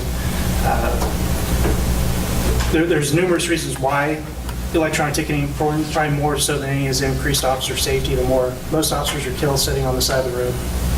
We want to get them in and out, get citizens going as quick as we can. We want to decrease that amount of time. And really, I think the most significant thing from the police department and the court's perspective right now is we need to eliminate a lot of the human error that's probably occurring just based on the volume of tickets that we're dealing with. We kind of go back to the same conversation where you can't consider Bonner Springs the size of Bonner Springs. We're by volume doing more than just, a population of 7,800 right now. Very good. Other staff? No? Anything from the citizens? Seeing none, I'd entertain a motion. Mr. Mayor, go ahead. Mr. Mayor, I make a motion to authorize staff to initiate a month-to-month lease agreement with DigiTicket for electronic ticketing solution and purchase additional peripheral items. Second. Moved and seconded. Questions, concerns, comments, and we'll start down here this time. Sir? On this, can you explain how this is going to work on an individual basis with people that are violators? Basically, when the officer stops the car, so currently right now, the officer has to come back to the car, run the person through dispatch, then they'll basically off the driver's license, then they handwrite a citation. They give them a copy of that citation. One of the big issues we get from citizens complaints, they can't read their copy of the citation. Same problem goes when we deliver that to court. That creates conviction issues as well, so we've had occasions where we've sent something to the state and it's not accurate because they can't read the handwriting. So from this system, what they'll do is they'll actually scan it, which is why we purchased the barcode scanners. It'll actually populate the entire citation. The benefit to the city is once that citation is generated, there's an accountability there. No officer has the authority or ability to ever void, delete, modify that citation. They'll print out a copy of that and give it to the citizen, as well as electronically, then it goes to the court system. Thank you. Is the equipment peripherals that we purchased before the non-working system, is there any resale, buyback, value? We're going to use that in this new It can system. be used with the new system, so we're buying additional. Correct. Thank you. That's nice. That was a good question. No, I'm fine. I was just curious, just the ones that we do have we not been able to bring them up online and try it through the KCGIS system or the Interpol? Have we not been able to do that? I'm just curious. The Regis system is not designed for what we have. No, the KCJIS. Yeah, we subscribe to Regis, which is part of this whole thing. Right. Regis has to be KCGIS compliant. The e-ticketing from Regis is proprietary to Regis. So we can't use anything that we have currently in that KCGIS system. So that's part of the reason we have this request, is because we need a system that can use KCGIS.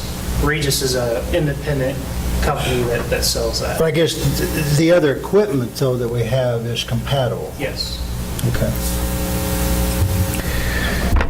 Go ahead. Sir? I'm good. I appreciate you taking the effort to talk to us about all of this, as well as try to update our department. Sir? Nothing else? So the system that the Kansas City, Kansas uses for us didn't work to do this e-ticketing. Is it working for them to do e-ticketing? No, they're actually looking for a different solution for e-ticketing. Any other questions, concerns, comments? Seeing none, vote please. Thompson? Yes. Cannon? Yes. Reeves? Yes. Hurley? Yes. Mackey? Yes. Wood? Yes. Stevens? Yes. Motion passes. On to regular meeting agenda item number 4. Thank you. Equipment Reserve Fund Ordinance. Staff?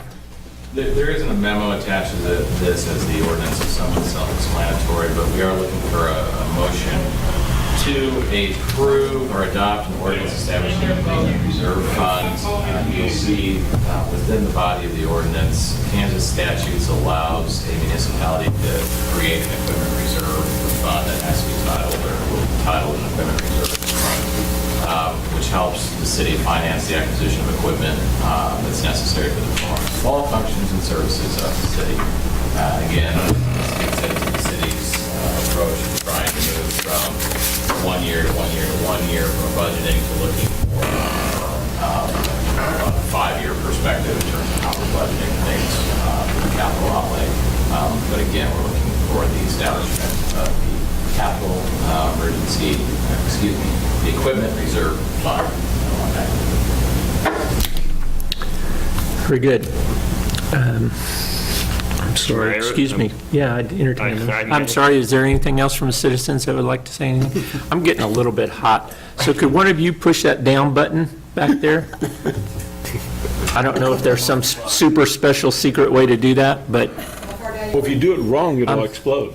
I'm sorry for a couple more. Not enough beef. That's good, thanks. Yeah, thank you. Make it snow in here. I don't know if I haven't heard it come on yet, but, yeah, I got warm. I would now entertain a motion. Thank Mr. you. Mayor, I make a motion to adopt an ordinance establishing an equipment reserve fund.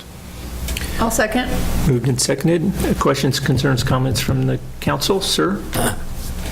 No, sir, pretty self-explanatory. Sounds like a good idea. Equipment is a vague term. Give me a couple of examples, please. Well, equipment, as we're sort of defining it, is we put together, I asked the departments to put together CIPs. We define equipment as anything over $25,000 with life expectancy of, I think, 5 to 10 or over 5 years. Is kind of how we're looking at it. Thank you. All right, seeing nothing else, vote please. Mackey? Yes. Gurley? Yes. Reeves? Yes. Shannon? Yes. Wood? Yes. Stevens? Yes. Thompson? Yes. Motion passes. On to agenda item number 5, change orders for the 2018 street work. Staff? That means, They wake you up? tonight, this change order is for to adjust the contracts we currently have with our current street crews that have been working. We'll start very shortly. These items were all discussed with you last week at the budget session, and I'm just looking kind of as the final approval for this. Very good. Nothing else to add? Nothing from the citizens? Seeing none, I'd entertain a motion. Mr. Mayor, I make a motion to approve change orders in the total amount of $185,873.40 for an additional street work with the following contractors: USA Concrete, J.M. Fahey, Harbor Brothers, and ProSeal. Second. Moved and seconded. Questions, concerns, comments? We'll start down here. No? Ma'am? I'm hearing great things from the public about 138th Street already, so. Fine. Sir? I have been elated to be able to give people the street plan, so thank you guys for all your work. It's been a blast. I've used it 3 times this week already. Well, I'll tell you now, next year, can you get them done earlier in the summer than what you've already done? No, I'm just, no, that's excellent, Matt. It's so good to see things being done during the summer and how many, ADA ramps they've used and where they are. That's great. It's great. Good job, buddy. Appreciate it. Any other questions, concerns, comments? Seeing none, vote please. Mackey? Yes. Reeves? Yes. Shannon? Yes. Gurley? Yes. Wood? Yes. Stevens? Yes. Thompson? Yes. Motion passes. On to reports. City managers report. Just quickly, there's been some changes in the town. I just want to take a quick note, let you all know. One, the Dollar General has officially relocated to Front Street, and also that Westlake Ace Hardware will be moving into the former Nelson Bolts. Yay! Yeah. Tentatively planned for later on or part of this fall. Also, no Tivoli Days is quickly approaching, and then also the annual spaghetti dinner. The flyer has been attached, just as a reminder, that's August 3rd from 4:30 to 7:30. All the details are included in there. And then just also want to point out, if you haven't noticed, police department vehicles are starting to come together as more of a uniform police department vehicle deployment. So you're seeing the different patches on the side of that, as well as the black and white color scheme on it. So you can see what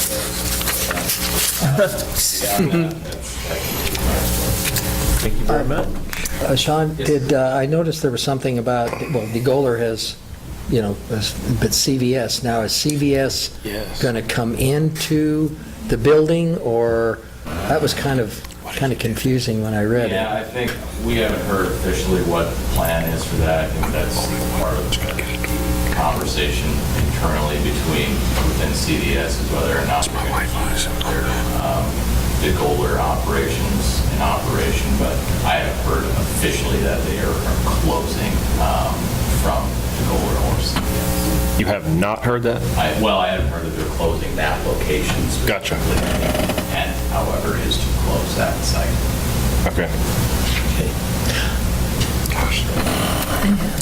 Very good. On to city council items, and since we are flip-flopping every time, we'll start down here.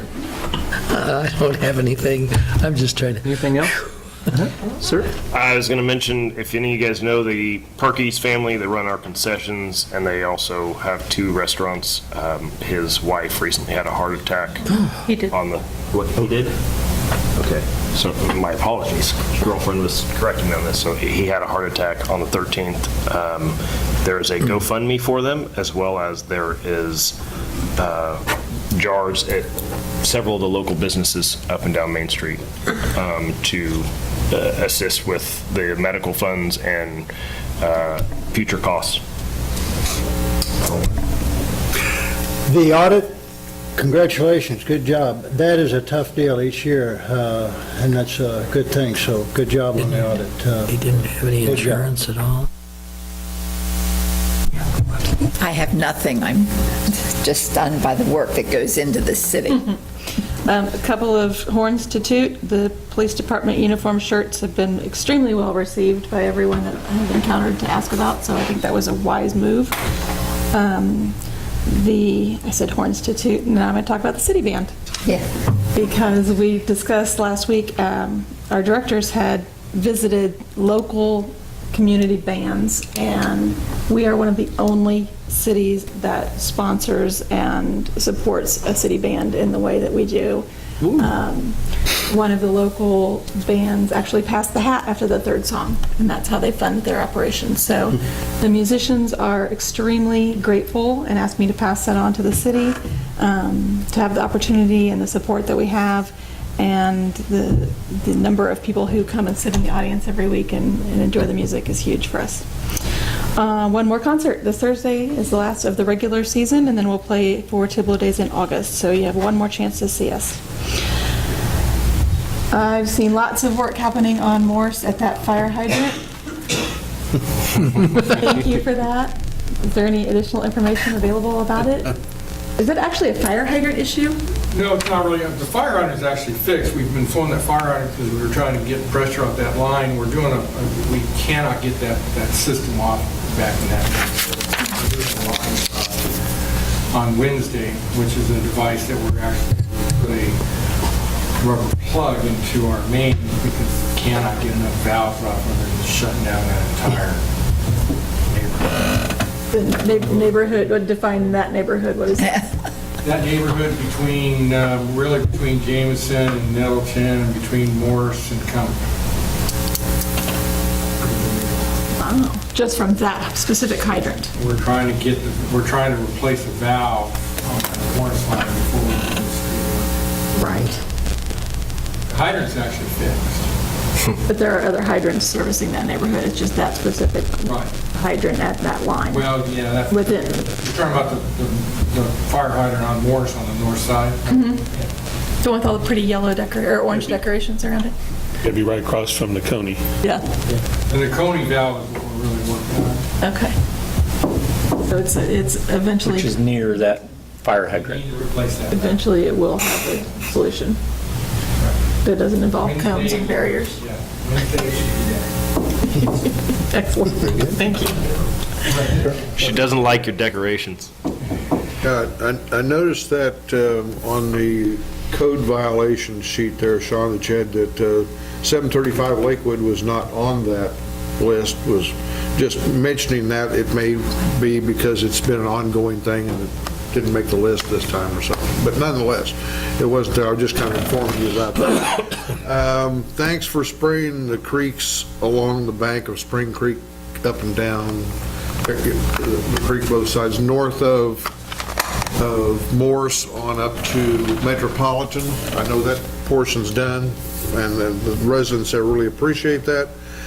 The residential property maintenance nuisance codes, that's still not with us here, so we can vote on it. Can you give us an update on that? I can. It's been a bit of an arduous process. As you all know, it is in front of our city attorney currently, I believe. It's reviewing it to ensure compliance with state law, so that takes a little bit of time. There are quite a few different notices and requirements for due process when you're dealing with. Didn't we give him a raise? Whoa. Bazinga. I believe a raise is included as part of the budget for both the city attorney and the judge. Ultimately, you all approved the wages. Oh, back at That us. would be ordinance going forward. Also, Lakewood, not road, but either drive or just Lakewood, there is a water line that dead ends up that road, and there is a person at the end of that line that their water situation is not good. I've seen the pictures of the water and a video of the water coming out of the hydrant up there at the end of that line, and it's just nasty stuff. And they were promised probably about 20 years ago that that line would be looped. It never has been. And they've got a filtration system, a hospital-grade filtration system in their house, and they're having to spend about $500 every 3 months to put new filters in that. That's ridiculous. I'm glad they've got some money so they can do that. But nonetheless, I think it's something we need to really kind of push forward a little bit and see if we can't do something about. I don't know if there's a way to connect them someplace else, or so they're on a loop line. List for Robert. Yes. I talked to her last week. The issue is, and I've got Amber, we need to check some maps and see how that water line was put in. That subdivision up there and planning, I talked to Mr. Sloan, although he did not approve that project, unfortunately, because it's bad design, bad planning. That Tiblo line, there's a line through that, from the Tiblo lane that goes up there, it also dead ends to the city property actually dead ends before that Tiblo line. It turns to the north. That Lakewood Road you're talking about, is a private drive? Yes. Pipeline's on an easement. I think there's been some thinking from city staff. I don't know that city staff all knew about that line, to be honest with you. I know what fire hydrant you're talking about. What needs to happen is what I told Melissa, is we need to loop Tiblo and Lakewood, but that's going to take a little bit of planning and of course some money, but that will help that immensely. Those lines have never been looped. I can't tell you why. It's bad design, but we can fix that problem. That's what needs to happen. Done over 40 years ago. Yeah, and it's old stuff. I mean, it's been there for a long time. I don't remember how Melissa told long. me she's had some issues in the past, but I don't know, can we clean that line out more often? I mean, you're doing it twice a year. we don't have it on our routine flushing, and I don't know why, so I don't have an answer for that, but we did add it after I talked to Melissa, so Maybe do it once every other month instead of twice a year or something, I don't know. yeah, I'm not even sure we're getting done once a year. Yeah, but I think in the final analysis, we need to do something, like you said, loop that line. Yeah, and that's doable. I mean, it's not that much of a distance, but the water line ends west of Robert's properties, and then the Tibble line behind their property, so we've got to cross some private property to get those two water lines together, because there is no public property up there. And I realize this isn't going to happen, Right. real soon, In the but... meantime, we can just, do what you're suggesting, and that's what we'll do, is flush that line up there. And if need be, if I can make a motion at some point so we can do that, or whatever you want to do. I'll get some numbers. It needs to happen.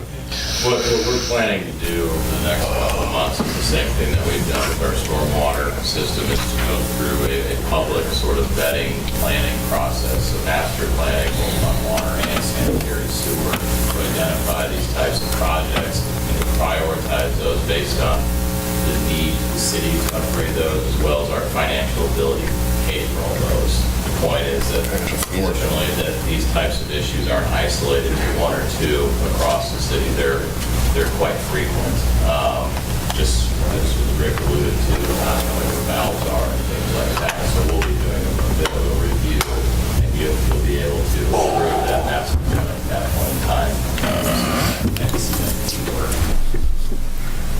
Appreciate that, and I know they'll appreciate anything that you can do, because it is expensive for them to keep their water clean. They said that you can't hardly keep their toilets and sinks and so forth clean because of the water that we're giving them. They could always do well water. Anything That's else? all. Nothing else? You had something to add? Think of anything. Pam? No? Seeing nothing else, the mayor's report, I'll entertain any questions. Adjourned. Very entertaining.